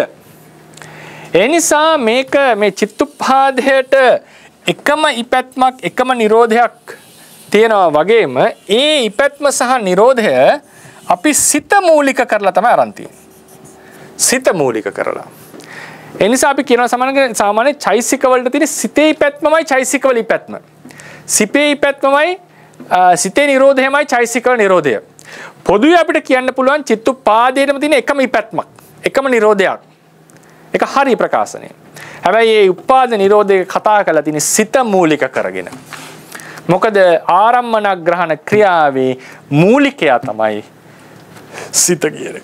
සාමූහික ආරම්මන ග්‍රහණ ක්‍රියාවේ මූලිකයා සිත. අපි කතා කරා සිතෙන් අරමුණු කරපු, ફોકસ කරපු, අවධානය දීපු අරමුණක තමයි චෛසික ධර්මයෝ ක්‍රියාත්මක වෙන්නේ. චෛසික ධර්මයෝ තම තමන් අයත් කෘත්‍ය කරන්නේ සිතෙන් අවධානය දීපු අරමුණක් කෙරෙහි. ඒ නිසා සිත ප්‍රධානයි. සිත පූර්වාංගම. සිත මනෝපුබ්බංගම. ඒතර චෛසික ධර්මයෝ හැදිලා තියෙන්නේ අපි කියනවා සාමාන්‍ය චෛසික ධර්මයෝ නිර්මාණය වුණේ සිතෙන් කියලා. සිත තිබුණ නැත්නම් මේ වෙන් කර ගැනීම තිබුණ නැත්නම් අනිත් චෛසික ධර්මයන්ට හට ගැනීමක් සිද්ධ වෙන්න හටගන්නේ නැහැ. ඒ නිසා මේ වචනේ හදලා තියෙන්නේ චේතසික කියන වචනේ හදලා තියෙන්නේ සිත සම්බන්ධ කරගෙන. සිත මුල් කරගෙන. සිත සහ සිතෙහි වූ ධර්ම කියලා තමයි කියලා තියෙන්නේ. සිත සහ සිතෙහි වූ ධර්ම. එතකොට අපි ඒකින්ද කියනවා චෛසික ධර්මයෝ ටිකක් සිතට යටයි වගේ. මේ චිත්තුප්පාදය ඇතුලේ. ඒ නම දීලා තින්නේ එහෙමනේ. චිත්තය සහ සිතෙහි වූ ධර්ම කියලා නම දීලා තියෙනවා. ඒකෙන් ගම්ම වෙනවා බුදුරජාණන් වහන්සේ චිත්තයේ මූලික කොට අරන්. ඒ නිසා ධම්මපදයේ පළවෙනි ගාථා දෙකෙන් කිව්වේ මනෝපුබ්බංගමා ධම්මා. ධම්ම කිව්වේ චෛසික වලට. චෛසික ධර්මය සිත පූර්වාංගම කොට ඇත. සිත මූලිකයා කොට ඇත. මනෝසෙට්ටා මනස ශ්‍රේෂ්ඨ කොට ඇත. මනෝමය මනසින්ම නිර්මාණය වූ. මනසින්ම නිර්මාණය වූ. සිත හටගත්තේ නැත්නම් මේ ධර්ම හට ගැනීමක් වන්නේ නැහැ. එතකොට සිත මූලික ක්‍රියාව අනිත්‍යව අනුක්‍රියා. හැබැයි ඒකෙන් කියවෙන්නේ නැහැ මේවා සිතේ ක්‍රියා නෙවෙයි. මේවට වෙනම අනන්‍ය වූ ඩෙන්ටිටියක් තියෙනවා. හරියට මහා භූත සහ උපාදාය රූප අපි ගත්තනේ. මහා භූත මූලිකයි. උපාදාය රූප ද්විතීයයි. හැබැයි උපාදාය රූප වෙනම පරමාර්ථ ධර්ම. ඒ වගේ සිත කියන එක වෙනම පරමාර්ථ ධර්ම, චෛසික වෙනම පරමාර්ථයක්. හැබැයි මූලිකයා සිත. දැන් උපාදාය රූපයි මහා භූතය අතර ගත්තම උපාදාය රූප වලින් මහා භූත වල ලොකු උපකාරයක් නැහැ නේ. ඔය තියෙනවා ජීවිතේන්ද්‍රිය සහ ආහාර රූපයෙන් තිති අවස්ථාවේදී සමහර උපකාරයක් ලැබෙනවා ආචාර්යවරුන්ගේ හැටියට. තිති අවස්ථාව කියලා සමහර ආචාර්යවරු කියන්නේ. නමුත් අර හට ගැනීමට එහෙම විශේෂ උපකාරයක් අවශ්‍ය වෙන්නේ නැහැ උන්ට. එකම කලාපය ඇතුලේ මම කියන්නේ වෙන කලාපයක ඕජා උපකාර වෙනවා. එකම කලාපයක සහ වෙන කලාපයේ ජීවිතේන්ද්‍රියත් උපකාර වෙනවා. එකම කලාපයේදී එහෙම උපකාරයක් අවශ්‍ය වෙන්නේ නැහැ සහජාත වශයෙන්. නමුත් චෛසික වලින් සිතට උපකාරය ලැබෙනවා. එසේ ලැබුණත් සිත පූර්වාංගම කොට තමයි චෛසික ධර්මිය හඳුන්වලා තියෙන්නේ. ඒ නිසා තමයි චෛතසික කියන වචනේ එන්නේ. චෛතසික කියන එක සංස්කෘත වචනයක්. ඒක මොකද හේතුව චේතනේ වචනේ. මේක තද්දිත පදයක්. තද්දිත පදේ එනකොට ඉක ප්‍රත්‍ය චේතස් තමයි චෛසික මේ සංස්කෘතයේ තියෙන මේක. ඔව් අල්සයන්ත් එක්ක එන්නේ. මට මතක හැටියට චේතස්. එතකොට මේක යන්න තද්දිතය අයි වෙනවා. කිතකේදී සාමාන්‍යයෙන් යන්න අයි වෙන එක තමයි වෙන්නේ. යන්න සහ යන්න කියන දෙකම අයි බවට පත් වෙනවා තද්දිත වලදී සංස්කෘතයේදී. ඒ නිසා තමයි මේක චෛත වෙලා. චේතය කියන එක චෛත වෙන්නේ. චේක චෛ සංස්කෘත බව. ඒක තමයි සිංහලට තියෙන චෛසික නැත්ත කියලා. සුද්ධ සිංහලෙන් මම දන්නේ නැහැ. චේතසි මොකක්ද වචනයක් ඇති. ගොඩාක් සරල වෙච්ච වචනයක් ඇති. හරිනේ? සපාලියෙන් ඒක චේතසික. චේතසික බවට පත් වෙලා තියෙනවා. ඉතින් මෙතනදී දැන් අපි කතා කරා චිත්තේ මූලිකයි. චිත්තේ මුල් කරගෙන තමයි චෛසික හටගන්නේ. ඒ වගේම මුලින් කිව්වා චිත්තේ තනියම හටගන්න බෑ චෛසික උපකාරයත් අවශ්‍යයි කියලා. චෛසික උපකාරයත් අවශ්‍යයි. ඒතර කෙනෙක් අහන්න පුළුවන් දැන් මේක මෙහෙම කඩන්න නැතුව හරිනේ? දැන් චිත්තුප්පාදය කියන එක මේ විදිහට අපි කැඩුවේ. චිත්තය සහ චෛතසික. අපිට කෙනෙක්ට චිත්තුප්පාදය මෙහෙම කඩන්න බැරිද? පස්සය මුල් කරගෙන පස්සේ ඕනේ චිතරතරක ස්පර්ශය නැතුව හට ගන්නට බෑ. එහෙනම් පස්සස්මින් භවං ස්පර්ශයේ හටගත් නිසා පස්සික කියලා පස්සේ පස්සික කියලා චිත්තුප්පාදය අපිට කඩන්න බැරිද? it makes sense. ඒක පුළුවන් එහෙම කඩන්න. මොකද ස්පර්ශයේ යම් දායකත්වයක් තියෙනවා සිතට. ස්පර්ශයේ යම් දායකත්වයක් තියෙනවා සීල චෛසික වලට. ඒතර මේක එක විදිහකට කඩන්න බෑ. නමුත් එහෙම කරන්නේ නැහැ අපි. මොකද හේතුව ස්පර්ශයට වඩා පැහැදිලිවම සිත මූලිකයි මේ ආරම්මන ග්‍රහණ ක්‍රියාවේදී. ඒක මම නිතරම ඉස්සෙල්ලාම මේක මතු කරේ. ආරම්මන ග්‍රහණ ක්‍රියාවේ මූලිකය අරමුණට අවධානය දීම. අරමුණ අනිත් අරමුණෙන් වෙන්කොට ගැනීම. මේ අවධානය දෙන බව නැතිනම් අනිත් ධර්ම වලට හටගන්නට බෑ. ඒ නිසා පස්සේ චිත්තුප්පාදේ පස්සික කියලා කඩන්නේ නැතුව වේදනා වේදනික කියලා කඩන්නේ නැතුව චිත්ත චේතසික කියලා කැඩුවේ චේතසික කියලා කැඩුවේ සිත පූර්වාංගම නිසා සිත මූලික නිසා. ඒ නිසා නිතර මතක තියාගන්න සිත කියන එක තමයි චිත්තුප්පාදේ මූලිකය. සිත තනියම වැඩ කරන්න බෑ. නමුත් සිත නැතිනම් අර කිසිවක් හටගන්නේ නැහැ. ඒ නිසා තමයි චිත්තුප්පාදේ චිත්ත චේතසික කියලා කඩනවා. පස්සික වේදනා වේදනික සංඥා සංඤික කියලා කඩන්නේ නැතුව චිත්ත චේතසික කියලා විතරක් කඩන්නේ අපි. ඉතින් ඒ නිසා චෛතසික ධර්මයේ සියල්ලක්ම සිතෙන් හටගත්තා කියලා තමයි ගන්නෙ. දැන් මේ අනුදීපනී පාඨය අපිට අනුදීපනී වලදී අපිට හම්බ වෙනවා මේ සිත නිසා කොහොමද චෛතසික ධර්මය හටගන්නේ කියලා. ඒක බලන්න තුන්වෙනි පිටුවේ දෙවෙනි ඡේදය. ආරම්මණයක් විජානනය කරන සිත ස්පර්ශ කිරීම ආකාරයක් ජනනය කරමින්ම අරමුණ පිරිසිඳ දැනගනි. ආරම්මණයක් විජානනය කරන සිත. ඒ කියන්නේ විජානන කෘත්‍ය කරන සිත අරමුණ ස්පර්ශ කිරීම ආකාරයක් ජනනය කරමින්ම අරමුණ දැනගනි. එසේ ආරම්මණය ස්පර්ශ කරන ආකාරයේ ස්පර්ශ චෛසිකේ නම් වේ. ඒ කියන්නේ සිතෙන් ස්පර්ශය උපදවනවා. අවශේෂ සියලු චෛතසික ස්පර්ශයේ හේතු කොටගෙන හටගනි. මේ ලේඩි සෑඩු සංසික අදහස. ස්පර්ශයේ හේතු කරගෙන අවශේෂ හට. මොකද හේතුව ඒකට දෙනවා දල්හීකරණයක්. ආගම දල්හීකරණය. මොකද ආගම දල්හීකරණය. තථාගතයන් වහන්සේ දේශනා කරන පස්සෝ හේතු පස්සෝ පච්චයෝ වේදනා කන්දස්ස එතන ගන්න ඕනේ පඤ්ඤාපනාය කියලා දාගන්න. උපාදාය කියලා තියෙනවා. ඒක උන්වහන්සේ අරන් තියෙන්නේ මේ පටිසම්භිදා මාර්ගයේ පාඩය. අපි ගන්න ඕනේ ඒක ගන්න පඤ්ඤාපනාය කියලා. ඒක තියෙනවා සූත්‍රවල. පඤ්ඤාපනාය පැනවීමට. එතකොට වේදනා ස්කන්ධය පහළ වෙන්නට මූලික හේතුව ස්පර්ශය. සංඥාඛන්දස්ස පඤ්ඤාපනාය. සංකාරඛන්දස්ස පඤ්ඤාපන. එතන හරියටම ලියලා ඒක. හරිනේ? පඤ්ඤාපනාය. යයි දේශනා කරන ලදී. ඒ නිසා උන්වහන්සේ කියන්නේ සිත නිසා ස්පර්ශය, ස්පර්ශය නිසා වේදනා, සංඥා, සංස්කාර කියන අවශේෂ ස්කන්ධ. එසේ ඇති කල්හිද එසේ වුණත් ස්පර්ශය හටගත්තේ කවුරු නිසාද? සිත නිසා. හැබැයි ඒකෙන් කියන්නේ සිතෙන් අනිත් ධර්ම වලට උපකාරයක් නැහැ කියන එක නෙවෙයි මේ කතා කරලා තියෙන්නේ. මේ මූලික උපකාරත්වයෙන් කතා කරලා තියෙන දේශනානුසාරයෙන්. එතකොට එසේ ඇති කල්ලිද සියලු චෛතසික ධර්ම වල මූල හේතුව සිත බැවින් චේතසික ධර්ම සිතෙහි අනුක්‍රියා ලෙස දත යුතුයි. සිතෙහි ක්‍රියා නැත්තම් සිතෙහි අනුක්‍රියා ලෙස දත යුතුයි. හැබැයි ඒකෙන් කියන්නේ ඒවට වෙනම පරමාර්ථ ලක්ෂණ වෙනම පරමාර්ථ ධර්මයේ ලක්ෂණයක් නැහැ කියන එක නෙවෙයි මේ කියන්නේ. ඒවට අන්‍යෝන්‍ය ලක්ෂණ තියෙනවා. ඔවුන් සිතේ අයත් පැවතුම් ඇති බවයි මේ. සිතේ ඉපැත්මමයි ඔවුන්ගේ ඉපැත්ම කියලා විස්තර කරලා තියෙන්නේ. මොකද සිත තමයි ආරම්මන ග්‍රහණ ක්‍රියාවේ මූලිකය. ඒක තමයි හේතුව. ඇයි මේ මූලිකත්වය දෙන්න හේතුව? ඔහු තමයි එතන මූලිකත්වය අරන් කටයුතු කරන්නේ. ඉතින් මේක තමයි අපිට තේරුම් ගන්න තියෙන දෙය. එතන සිත චෛතසික ධර්ම වලට මූලිකයි ප්‍රධානයි කියන එක මතක තියාගන්න. දැන් උදේවය ඥානය විපස්සනා කරනකොට අපි ගන්නවනේ විඥානස්කන්ධයේ හේතු ගන්නේ නාම රූප ප්‍රත්‍ය වශයෙන් ගන්න නේද? වේදනාස්කන්ධයේ හේතු ගන්නේ මොකද්ද? මෙලෝ වශයෙන් හේතු. ස්පර්ශය ගන්නේ. සංඥාස්කන්ධයට ස්පර්ශය. සංස්කාරස්කන්ධයට ස්පර්ශය. හැබැයි සංස්කාරස්කන්ධේ ස්පර්ශයට ගන්න වෙන්නේ අපිට විඥානය. සංස්කාරස්කන්ධේ ස්පර්ශයට ගන්න ඕනේ විඥානය. ඉතින් ওই විදිහට ඒකත් මතකද අපි ස්පර්ශය කියන පාඩම අනිද්දාසේ කරද්දී ඒකත් ඊටාම රසවත් පාඩමක්. ඒකත් අපි සාකච්ඡාවට ගමු. පරමත්ත දීපණිය ඔන්න සිත සහ චෛතසික ධර්ම අතර සම්බන්ධය දක්වා ඇති උපමාවක් පහත පරිදි. ඒක ලස්සන උපමාවක් තියෙනවා. චිත්‍ර ශිල්පීහු ජලයේහි නානා වර්ණ මිශ්‍ර කොට බිත්ති ආදී වස්තු වල අලංකාර චිත්‍ර කර්ම සිදු කරති. එහිදී ජලයේ කෘත්‍ය මොකද්ද? පෘෂ්ඨයේ පැතිරී ඒ අල්වා ගැනීමයි. නානා වර්ණවල කෘත්‍ය අලංකාර රූප දැක්වීමයි. එම උපමාව චිත්තුප්පාදයක නාම ධර්ම අරමුණු කරගෙන නාම ධර්ම අරමුණු කරගෙන හටගෙන පවතින ආකාරය දක්වයි.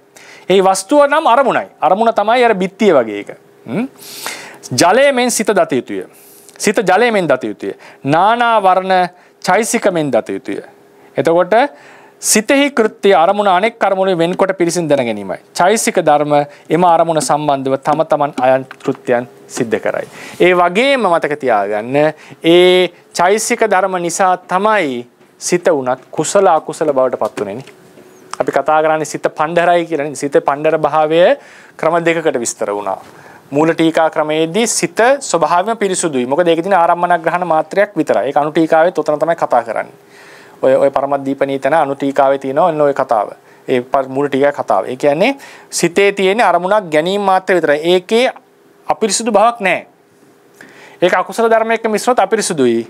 කුසල ධර්මයක මිශ්‍රොත් වඩාත් පිරිසුදු බවට පත් වෙනවා.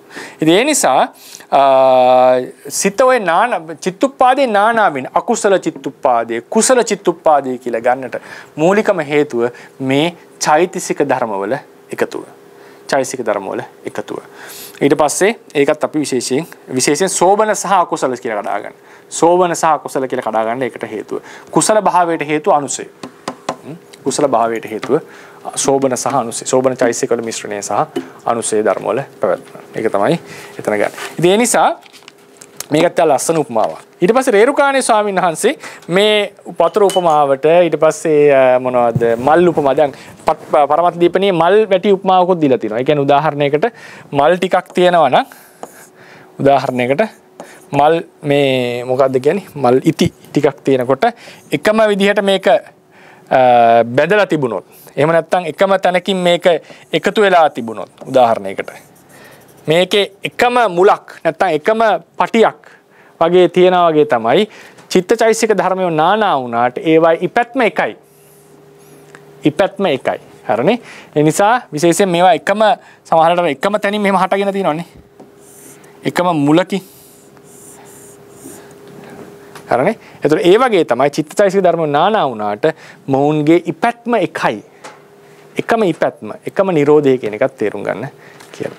ඉතින් ඒක රේරුකාණ සාහිත්‍යයට කැමතිවන්නේ. මොකද හේතුව ඒක රූපීමේ උපමානිති. නැවත ඒ උපමා වලින් කරලා තියෙන අර දේ උන්වහන්සේට කැමති වෙන. ඒ නිසා උන්වහන්සේ හරි අමුතු උපමාවක් දීලා තියෙනවා. ඒක මේ අභිධර්මයේ මූලික කරුණු පොතේ බොහෝ කියවලා ඇති. මම කියවන්න. සිත තනි උපදින දෙයක් නොවේ. තනිව ඉපදිය හැකි ශක්තියක් දෙයට නැත. සිතක් උපදනා කල්ලි ඒ හා සර්වාකාරයෙන් මිශ්‍ර බවට පැමිණ ඒ හා එකවරම ඉපද එකට පැවති එකටම බිඳෙන සිතේ ගුණවැනි වූ ක්‍රියා කොටසක් ඇත්තේ. චෛතසිකය කියනු ඒවය. සිත හා එකට ඉපදීමයි, එකට බිඳීමයි, එක අරමුණක් ඇති භවය, එක් වස්තුවක් ඇසුරු කර පවත්නා භවය යන මේ කරුණු සතර චෛතසිකයේ ලක්ෂණයයි පූර්වාචාරයෝ පැවසු. එතන ගන්නේ එකට ඉපදීම අරන් තියෙන්නේ. අපි කතා කරන්නේ එකම ඉපදීම කියන්නේ. මතක තියාගන්න. පරමත් දීපණී ක්‍රමයට අටුවාවේ පදනම් කරගෙන අපි කියන්නේ එකම ඉපදීම. උන්වහන්සේ තියෙන්නේ එකට ඉපදීම කියලා. ඊට පස්සේ චිත්තචෛතසිකයන්ගේ తত্ত্বය ප්‍රකාශ කිරීමේදී කාසායෝපමා, මල් පොකුරු උපමා ආදී ආචාර්යවරයෝ දක්වති. ද්‍රව්‍ය වූ ක්‍රියා මාත්‍රම වූ චිත්තචෛතසිකයන්ගේ తত্ত্বය දැක්වීම ඒවායින් සිදු කළ හැකියයි නොසිතමි. චිත්තචෛතසික తত্ত্বය අප විසින් උපමාවකින් දක්වන්නේ මෙසේය. මිනිසෙකු ගෙයක සිට ගසක් වෙත යන කල්ලි මිනිසාගේ ගමන ක්‍රියාව හා එක්වර පටන්ගෙන එකවර පැවත එකවර අවහ ප්‍රාප්ත වන්නා වූ කවරාකාරයකින්වත් ඔවුනොවුන් වෙන් නොකළ හැකිසේ එකට බැඳී පවත්නා වූ සර්වාකාරයෙන් මිශ්‍රව පවත්නා වූ තවත් ක්‍රියා දෙකක් සිදුවේ. තවත් ක්‍රියා දෙකක් සිදු වෙනවා. මේ උපමාව කොතරම් සාර්ථකද කියන එක විමසන්න වෙනවා. ඒක නමුත් ඒක ලස්සන උපමාවක්.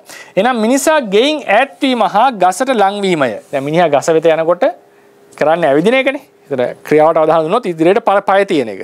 ඒතර වෙන දෙයක් තමයි ගසට ලං වෙනවා, ගෙදරින් ඈත් වෙනවා. ගමන ක්‍රියාව සිදු කරන මිනිසාගේ පියවරක් පාසාම ඔහුට ගේ දුර වීමත් ගස ලං වීමත් සිදුවේ. හරිනේ? ඒ කියන්නේ දැන් මෙතන කී ඉඳලා මෙතන ගසට යනවා නම් මිනිස්සයා මෙයා මේ මෙච්චර දුරක් තියෙනවා මේක බයි අපි කිතුමු මේක සම්පූර්ණයෙන් x කියලා ගත්තොත් මේක y නම් මෙතන තියෙන x ඍණ y ප්‍රමාණයක් නේද? එතකොට මෙයා මෙහෙට යන්න මොකද වෙන්නේ? මේ ප්‍රමාණය එන්න අඩු වෙනවා. දැන් මෙතන හිටියොත් එහෙම මේක x ඍණ y-ට වඩා අඩු ප්‍රදේශයක් තමයි මේ z කියන එක නේ. ඒතර එන්න අඩු වෙනවා. මේ දුර අඩු වෙනවා. මේක දුර අඩු වෙන්න මේ දුර y-ට වඩා විශාල වෙනවා. හරිනේ? ඒතර එන්න වැඩි වෙනවා. ඒ කියන්නේ යමෙක් ඉස්සරහට යනකොට ගෙදරින් දුරස් වෙනවා, ගසට එන්න ලං වෙනවා. ගමන ක්‍රියාව සිදු කරන මිනිසාගේ පියවරක් පාසාම ඔහුට ගිය දුරවීමත් ගස ලංවීමත් සිදුවේ. යෑමේ පටන් ගැනීම දුරවීම ලංවීම දෙකේද පටන් ගැනීම. දුර වෙනවා ලං වෙනවා කියන දෙකත් ඒ යෑමත් එක්කම පටන් ගන්නවා. යෑමේ පැවැත්මත් දුරවීම ලංවීම දෙකේ පැවැත්ම. යෑමේ නැවැත්ම දුරවීම ලංවීම දෙකේ නැවැත්ම. දුරවීම ලංවීම දෙක සිදු නොවන්නට කවර ආකාරයෙන්වත් යෑම නොකළ හැකිය. යන්න බෑ දුර වෙන්නේ ලං වෙන්නේ නැතුව.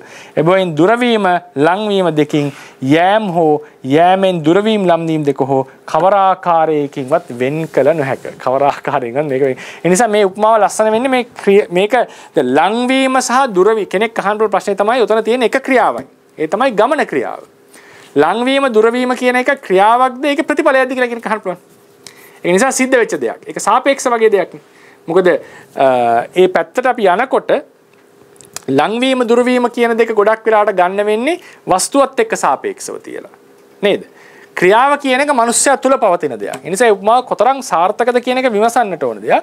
නමුත් ඒකේ තියෙන ලස්සන තැන තමයි මේ වෙන් නොකළ හැකි බව. ලංවීම සහ දුරවීම කියන දෙක අපි ඇත්තටම ක්‍රියා දෙකක් ලෙස සැලකුවොත් අපිට තේරෙනවා මේ ගමන ක්‍රියාවත් එක්ක ලංවීම දුරවීම දෙක වෙන් කළ නොහැකි පරිද්දෙන් බැඳිලා තියෙනවා. ඒක බැඳිලා තියෙනවා.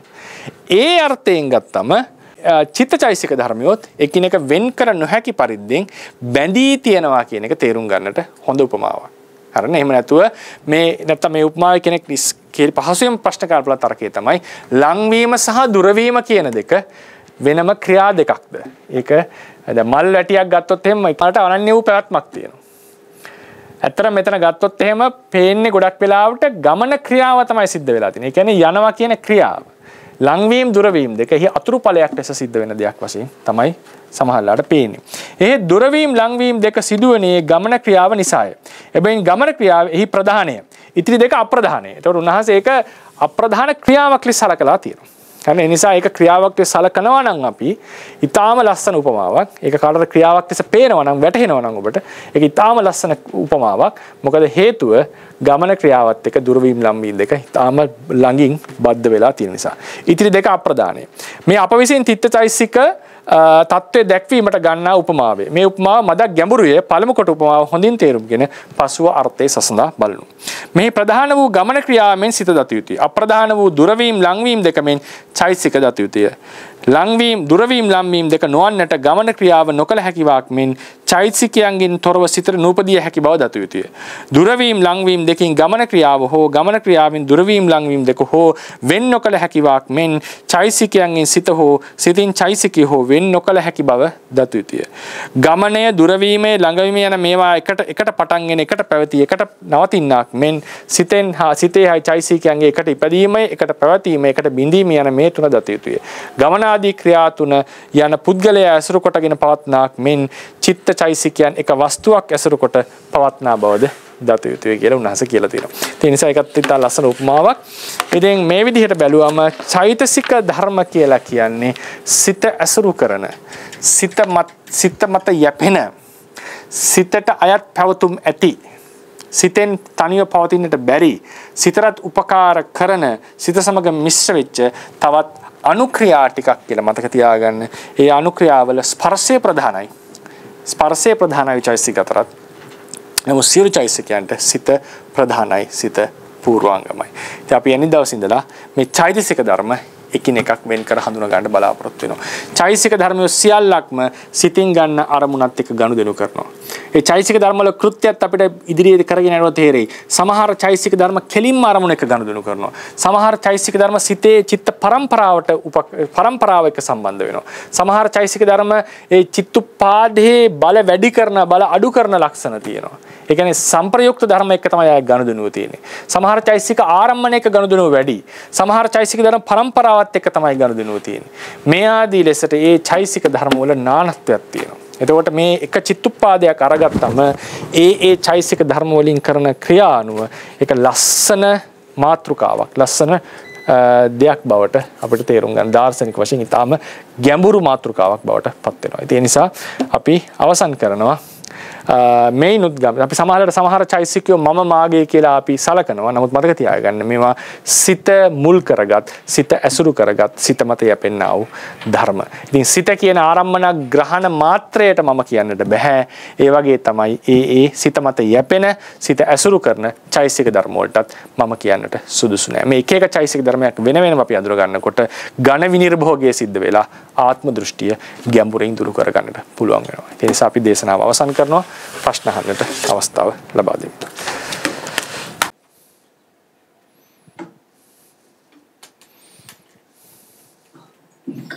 ආදර්වන් සරණයි සම්මාංශ මන්ට පොඩි ගැටලුවක් තියෙනවා මේ ප්‍රත්‍ය ශක්තිය චෛතසික අතර තියෙන අන්‍යමන්‍ය ප්‍රත්‍ය ශක්තියද සංප්‍රයුක්ත කියලා මට ඒ දෙකේ පොඩ්ඩක් පටලැවීමක් තියෙනවා. ඒ ගැන පොඩි වචනයක්. මෙහෙමයි. ඒක හොඳ ප්‍රශ්නයක්. දැන් අන්‍යමඤ්ඤ ප්‍රත්‍ය කියලා කියන්නේ මෙයා දෙදෙනාම එකිනෙකාට උපකාර කරගන්නකොට තියෙන එකක් නේ. අන්‍යමඤ්ඤ ප්‍රත්‍ය කියලා කියන්නේ මෙයාගේ උපකාර කිරීම ඒගේ උපකාරයේ බීට අවශ්‍යයි. ඒ බීට උපකාර කිරීමෙන්ම බීගෙනුත් උපකාර ලබනවා ඒ. හරිනේ? එතකොට ඇත්තටම ඒ අන්‍යමඤ්ඤ ප්‍රත්‍ය ලැබෙන්නට නම් ප්‍රත්‍ය විතරක් හැකියාවක් නෙවෙයි තියෙන්නට ඕන මතක තියාගන්න.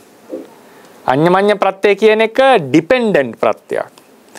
ඒ කියන්නේ මෙයා තුළ හැකියාවක් තියෙනවා මොහුට උපකාර කරන්න. හැබැයි උපකාර කරන කෙනත් මෙයාට ප්‍රතිඋපකාර කරන කෙනෙක් විය යුතුයිනේ. තේරුණාද? ඒතර අන්‍යමඤ්ඤ ප්‍රත්‍ය කියන එක අපිට කතා කරන්න බෑ එක ප්‍රත්‍ය ධර්මයකට විතරක් අරගෙන. එයා උපකාර කරන ධර්මයට සාපේක්ෂව තමයි අන්‍යමඤ්ඤ ප්‍රත්‍ය එන්නේ. හරිනේ? එතකොට මේ අන්‍යමඤ්ඤ ප්‍රත්‍යයේදී මේ ඔවුනොවුන් උපකාර කරගන්න බව තියෙනවා. ඊට පස්සේ අපිට හම් වෙනවා ප්‍රත්‍යක් සංප්‍රයුක්ත ප්‍රත්‍යය කියලා. ඒක සෝයනාසිත උගන්වයි පන්තියේදී සංප්‍රයුක්ත ප්‍රත්‍යය කො අපි රේරුකාණී ස්වාමීන් වහන්සේලාගේම අදහස මේ සංප්‍රයුක්ත භව කියලා එකක් තියෙනවා. සංප්‍රයුක්ත භව මිශ්‍ර වෙච්ච භව. ප ဋ ාණ උද්දේශ දීපනීය හැටියට මේ අමුතුයෙන්ම සතර සංප්‍රයෝග වලින් මිශ්‍ර වීම හැර අමුතු සංප්‍රයුක්ත භව කියලා එකක් නැහැ. සංප්‍රයුක්ත භව යනු ඒකුප්පාද ඒක නිරෝධ ඒකාලම්මන ඒක වස්තුක භාවයමයි. ඒ නිසා ප ဋ ාණ උද්දේශන දීපනීය හැටියට අවසාන ප්‍රත්‍ය 6ම විශේෂ ප්‍රත්‍ය ශක්ති ඒකේ නැහැ. විශේෂ ප්‍රත්‍ය ශක්ති නැහැ. නමුත් අපේ රේරුකාණී ස්වාමීන් වහන්සේලාගේ හැටියට මේ ප්‍රත්‍ය පරමාර්ථ ධර්මියෝ මිශ්‍ර වෙනකොට අමුතුවෙන් සංප්‍රයුක්ත භව කියලා එකක් උන්වහන්සේලා කතා කරලා තියෙනවා.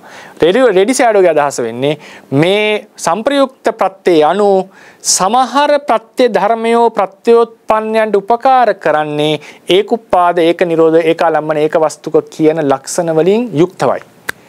ඒ නිසා සංප්‍රයුක්ත ප්‍රත්‍ය අනු අර කලින් ප්‍රත්‍ය වලින් සහජාත අන්‍යමඤ්ඤ ආදී ලෙස උපකාර වෙන ධර්ම සංප්‍රයුක්ත වෙලා උපකාර වෙනකොට ඒකට සංප්‍රයුක්ත ප්‍රත්‍ය කියලා කියනවා. එහෙම නැත්නම් විශේෂ ප්‍රත්‍ය ශක්තියක් නැහැ.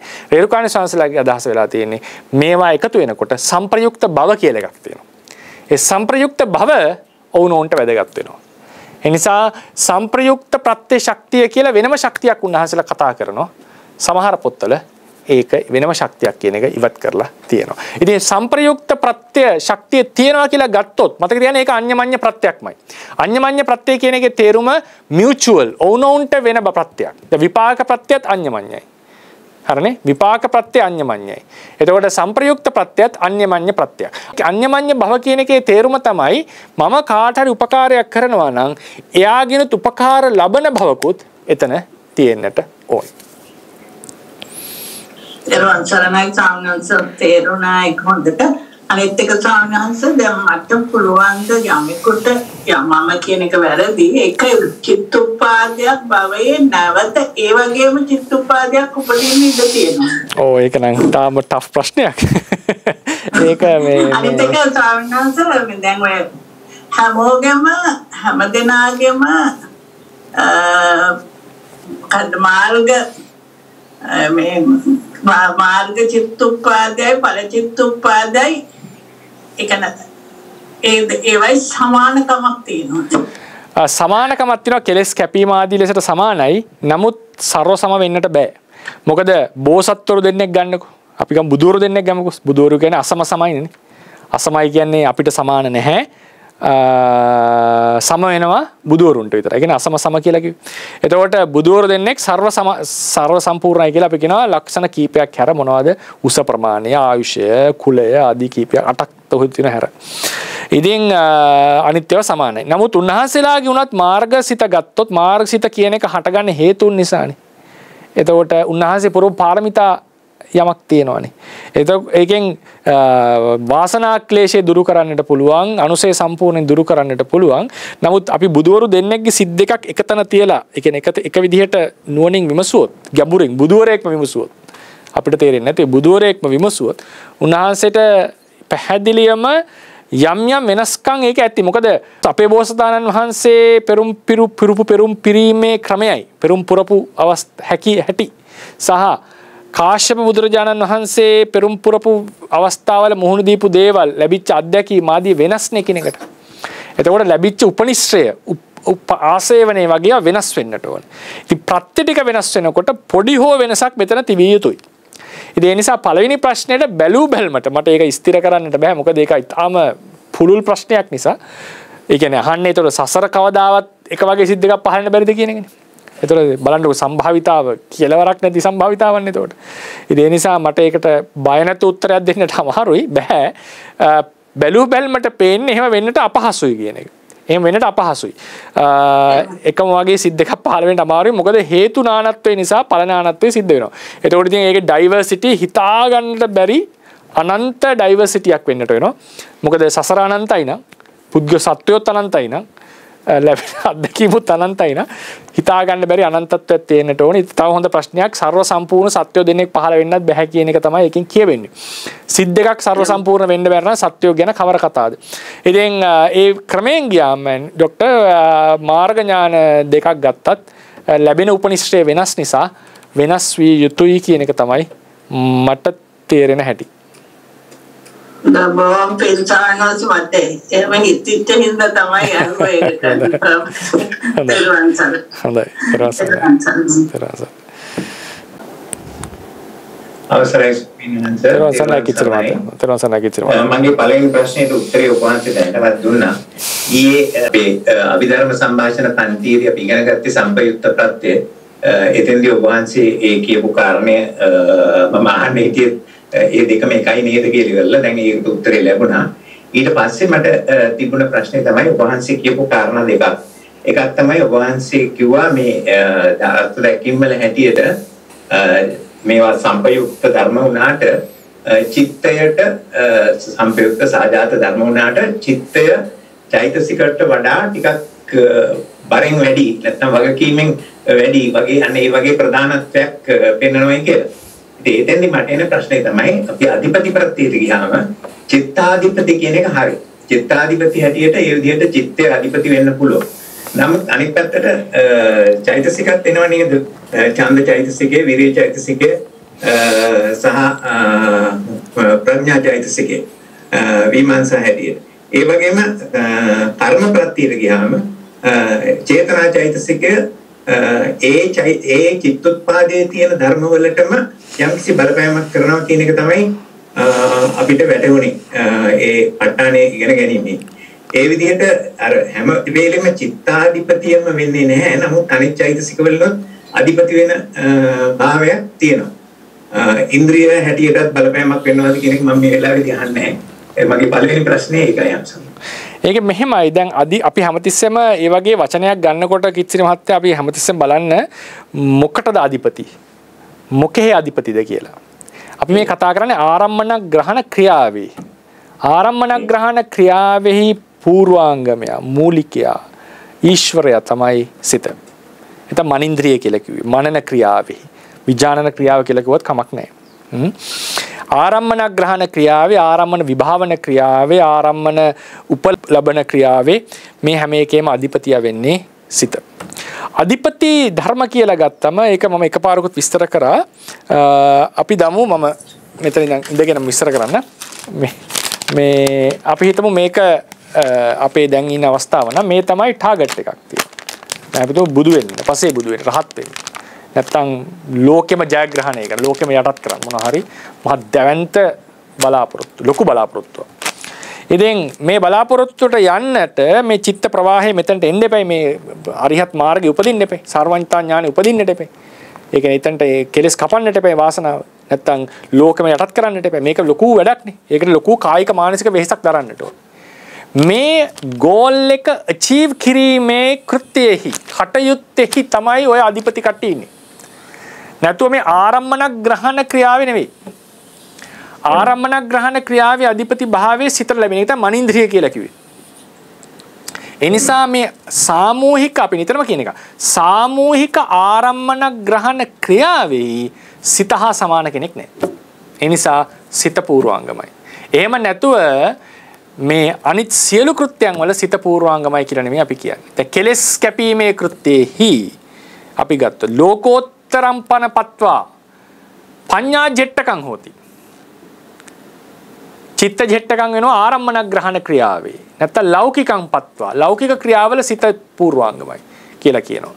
ඒක ලෞකික ක්‍රියාවක මේක උඩාක ඒ කතාව ලොකුයි මාතෘකාව. ඒතර කෙනෙක් අහන්න පුළුවන් විපස්සනා ඥානවලදී මොකද්ද කියලා. ඒ නිසා මම ඒක එපත අටුවාවේ තියෙනවා. මම ඒක ප්‍රකාශ කරන මෙහෙම ආරම්මන ග්‍රහණ ක්‍රියාවේ සිත මූලිකයි. එහෙමයි. ලෝකෝත්තර කෘත්‍යයන් වලදී කෙලස් කැපීම් වගේ කෘත්‍යයකදී ඥානය මූලිකයි. කර්ම ක්‍රියාව නැමැති ක්‍රියාවේදී චේතනාව මූලිකයි. මොන කර්මද? ප්‍රාණඝාත, අදින්නාදාන, කාමීච්ඡාචාර, මුසාවාද, පරුසා වාචන, පිසුනා වාච, සම්පප්පලාප කියන හතේ.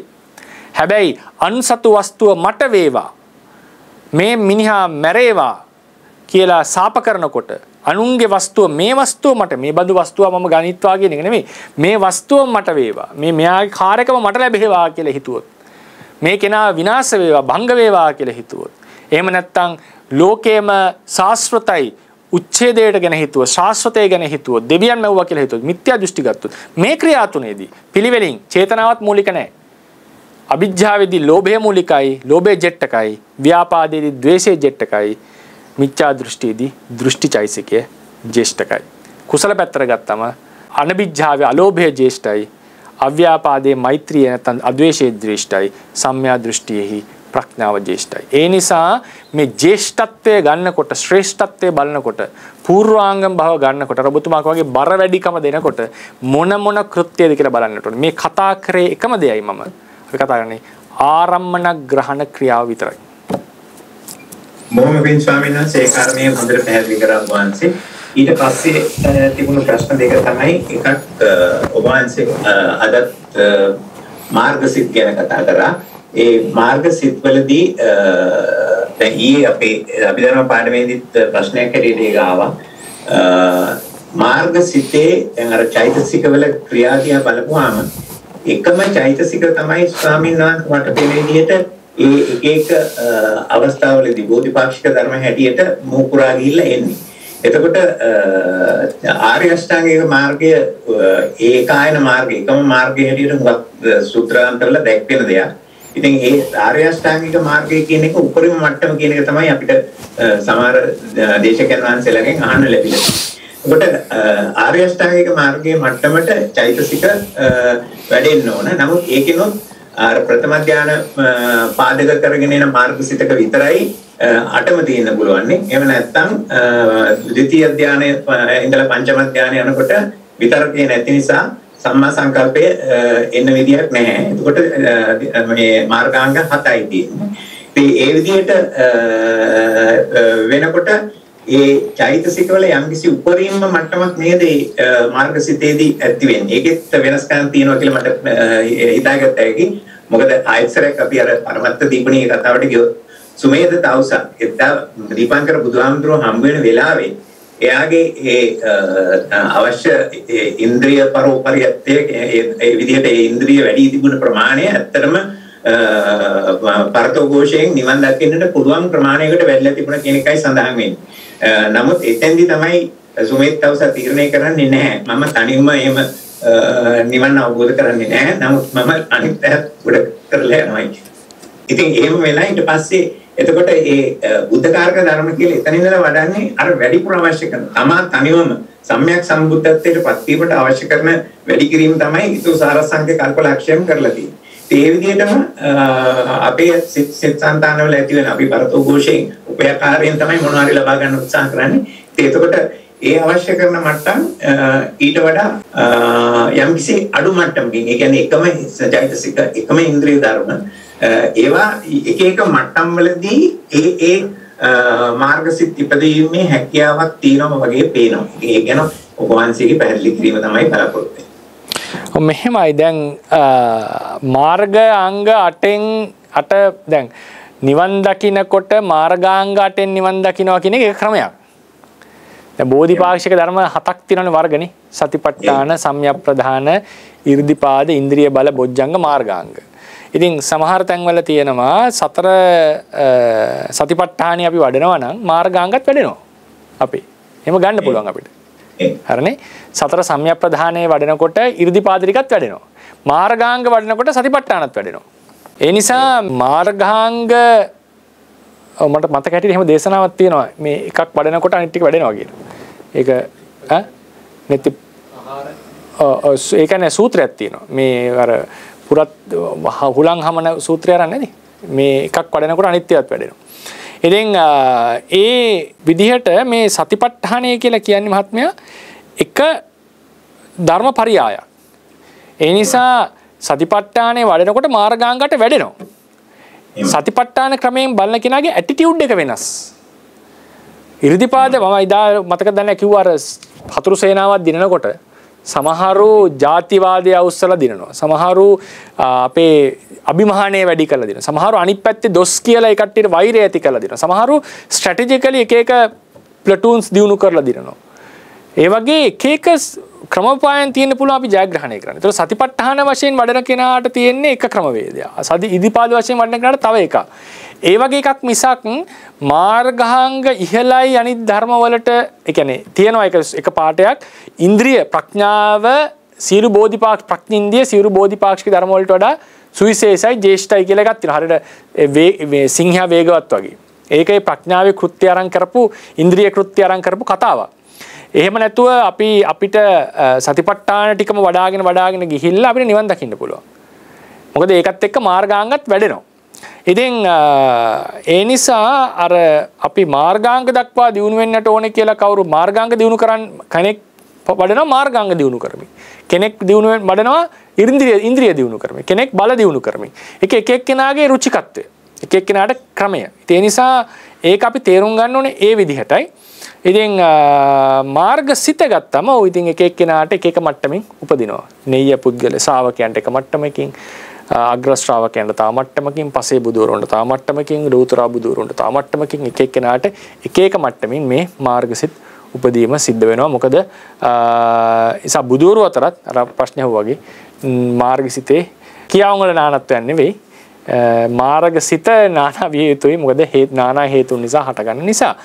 එතකොට මතක තියාගන්න ඕනේ කෙලස් කපන්න පුළුවන් අවස්ථා හතරක් තියෙනවා. ඇත්තටම සෝවාන් සකදාගාමී අනාගාමී අරිහත් ඒවා වුණත් ලෙවල් 3කින් හට ගන්නවා. ඒක සාමාන්‍ය පුද්ගලයන්ට ඒක තමන් අහගත්ත දැනුමක් මත පදනම් වෙලා ඒ හතර හට ගන්නවා. සමහර අයට ඒ හතර හටගන්නේ තනියම අවබෝධ කිරීම වශයෙන්. බුදුවරුන්ටයි පසේ බුදුවරුන්ටයි. ඉතින් තවත් ඒ අතරුත් පිරිසකට ඒවා අවබෝධ වෙනකොට සර්වඥතා ඥානයට උපකාර වෙන මට්ටමින් තමයි කෙලස් කැපිලා යන්නේ. ගැඹුරින් කෙලස් කැපීමක් උන්වහන්සේලාගේ සිද්ධ වෙනවා. බෝසතාණන් වහන්සේගේ සෝවන් මාර්ගය අපේ එකයි පසේ බුදුරගේ සෝවන් මාර්ගයයි එකිනෙකට වෙනස්. කොහොම වෙනස්? ඒ හැකියාවන් ටික. ඉතින් එහෙම තමයි කියන්නට වෙන්නේ. නමුත් ඒ හැම එකේම අනුසය ප්‍රහාණය කිරීමේ හැකියාව තියෙනවා. අනිත් ප්‍රශ්නේ නම් මෝඩ ප්‍රශ්නයක්. ඒ වුණාට මම අහන්නේ දැන් ඔබ වහන්සේ මම බලාපොරොත්තු වෙනවා ගණිතය සහ භෞතික විද්‍යාව ගැන හොඳ දැනුමක් තියෙන කෙනෙක් කියලා. ඉතින් අපි දන්නවා අපි කුලක ගැන කතා කරනකොට mutually inclusive mutually exclusive කියලා දෙකක් කතා කරනවා. අනිත් එක independent ස්වයාත්ත සහ පරායත්ත independent and non independent කියලා කතා කරනවා. ඔබ වහන්සේ ඒවා යොදාගත්තේ නැත්තේ මෙතනට ඒක ගැලපෙන්නේ නැති නිසා කියලා මම විශ්වාස කරනවා. ඒ ගැන තමයි මම ආන්න ඕනේ ඇයි යොදා නොගත්තේ කියලා. මොකක් ගැනද? මොකක් ගැන කතා කරනවද? දැන් අද චිත්තචෛතසික ගැන කියනකොට ඒ වගේ අපිට පෙන්වන්න බැරිද කියලා මේ ස්වයත්තභාවය පරායත්තභාවය එහෙම නැත්නම් mutually exclusive mutually inclusive භාවය ඒ දෙක මෙතෙන්ද කිට්ටු කරන්න බෑ කියලා මට හිතුවානේ පස්සේ හිතුණා නෑ ඒක මෝඩ කතාවක් එහෙම කරන්න බෑ කියලා. මොකද දැන් ඇත්තටම එක චිත්තුත්පාදයක් තුල බැලුවොත් ඒ චිත්තුත්පාදය තුල තියෙන චෛතසික ඉන්ඩිපෙන්ඩන්ට් වගේ කියලා මට මුලදී හිතුණා. නමුත් අනිත් පැත්තට මේ පරායත්ත භාවයකුත් ඒකේ තියෙනවා වගේ කියලා පේනවා අර ප්‍රතිදියා බලපුවාම.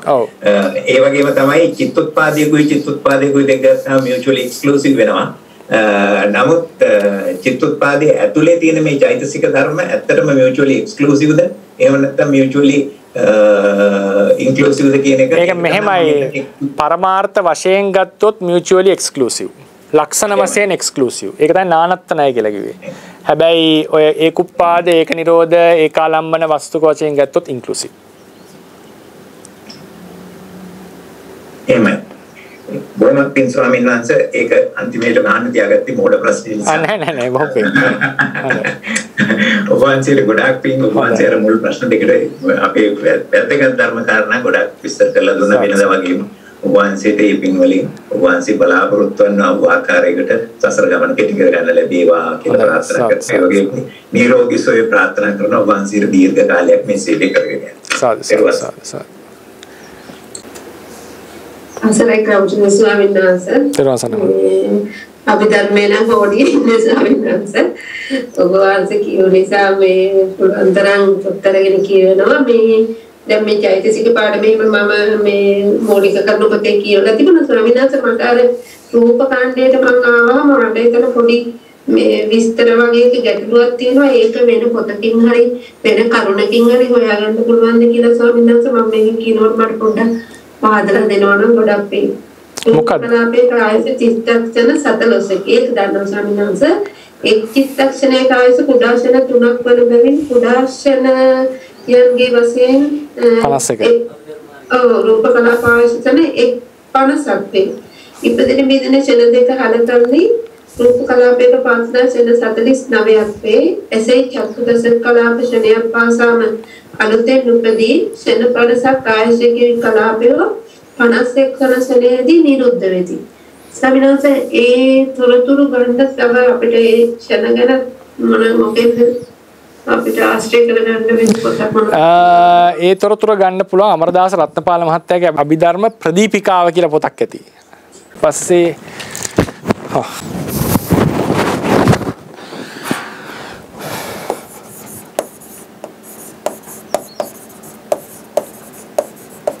රත්නපාල මහත්මයාගේ වෛද්‍ය නේද? වෛද්‍ය මහතා අභිධර්ම ප්‍රදීපිකාව.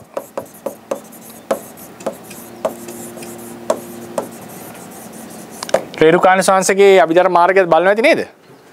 ස්වාමීනාත් ඒක තමයි දැන් බලගෙන යන්නේ. ඊට පස්සේ තියෙන අභිධර්ම තාපෝදක් තියෙන අභිධර්ම චන්ද්‍රිකාව කියලා. ඊට පස්සේ තියෙනවා සීලවිති පීරිස් මහත්මියගේ පොතක් අභිධර්ම මොකද්ද? මතක නෑ ඒක. එහෙම පොතක් තියෙනවා සීලවිති පීරිස් කියලා මැතිනියල් ලිය පොතක්. මම දැන් සුපර් ගියාම නම කිව්වම දැනගන්න පුළුවන් මේනේ සර්. කවුරුරි මේ ඔඩියන්ස් එකේ ඉන්න කට්ටිය දන්නවා ඇති. පීරිස් කිව්වනම් හරි. මයික් ඔන් පීරිස් මහත්මිය. ස්වාමීන් වහන්සේ අභිධර්ම ප්‍රවේශනය කියලා පොතක් තියෙනවා. අයිතිස අභිධර්ම ප්‍රවේශනය කියලා පොතක් තියෙනවා කවිද ජයසවන්න ආසේ නේද? එහෙමයි ස්වාමීන් වහන්සේ. අභිධර්ම ප්‍රවේශනය. ඒකත් ගන්න. දොඩම් පහල කවිජද? දොඩම් පහල කවිදජ. හරිනේ ස්වාමීන් වහන්සේ. ඔයගේ පොත් කීපයක් තියෙනවා පොත් ඔය පොත් වලත් ඒ තැන් බලන්න. එතකොට ඉතින් ඔක හොඳට ඔළුවට දිරොයි. සාමාන්‍යයෙන් දැන් ඉස්සරහට චෛතසික 52ක් විස්තර කරගෙන එනවා නේද? ඔව් දැන් ඒ විස්තර කරනවා. එක විස්තර කරනවා. එහෙමයි. හරි කොහොම මේ ස්වාමීන් වහන්සේ මේවා මේ උගන්වන්නේ ඉස්සෙල්ලා මම බලන්නේ අර පොත්වලින් කරුණු දැනගෙන තියාගත්තට පස්සේ අර කියලා දෙනකොට ඒක තේරෙනවනේ. පැහැදිලියි. මේ කියන්නේ දැන් ඔය ඇත්තටම ස්පර්ශය වගේ එකක් ඉගෙන ගන්න පාඩමට එන්න කලින් ස්පර්ශයේ පාඩම ඒ පොත්වලින් කියවලා එන්න. ඒතකොට ටිකක් මේ කියන එක හොඳට පැහැදිලි වෙයි. එහෙමයි. දැන් අර චෛතසික පාඩම තේරුණා මේ රේණුකන්නේ සම්මාසික පොත් කියවලා තිබුණා. හොඳයි. හරි ස්වාමීන් වහන්සේ හොඳයි තරවසනයි. එහෙමනම් අද දවසේ දේශනාව අපි අවසන් කරනවා. අපි කතා කරේ චෛතසික ධර්ම පිළිබඳව. මේකෙන් අපි සිත චෛතසිකයන්ට මූලිකයි කියන එකත් අපි සාකච්ඡා කරන්නට යෙදුනා. චෛතසික ධර්ම සිත ඇසුරු කරගෙන පවතින්නේ සිත මත යැපෙනවා. ඉතින් ඒ නිසා ඒවා අනාත්මයි, නිස්සත්තයි, නිජ්ජීවයි කියන එකත් තව ප්‍රකට කරගන්න පුළුවන්. නිසා අද රැස් කරගන්න යෙදුනා කුසල සම්භාරයේ සියලු දෙනාටම ධර්මඥාන භාවනා ඥාන දියුණු කර ගැනීමට හේතු වේවා. නිවනින් බුද්ධ ශාසනයේ චිරස්ථිතිය පිණිසත් මේ කුසල සම්භාරය කරස හේතු වේවා කියලා ප්‍රාර්ථනා කරනවා. ලෝකයේ ඇත්තා වූ ඒ යුදගිනි නිවිලා සාමයේ සතුට උදා වේවා කියලා තව විශේෂයෙන් ආශිර්වාද කරනවා. බුද්ධ ශාසනං චිරන් තිට්ඨතු බුද්ධ ශාසනං චිරන් තිට්ඨතු බුද්ධ ශාසනං චිරන් තිට්ඨතු සාධු සාධු සාධු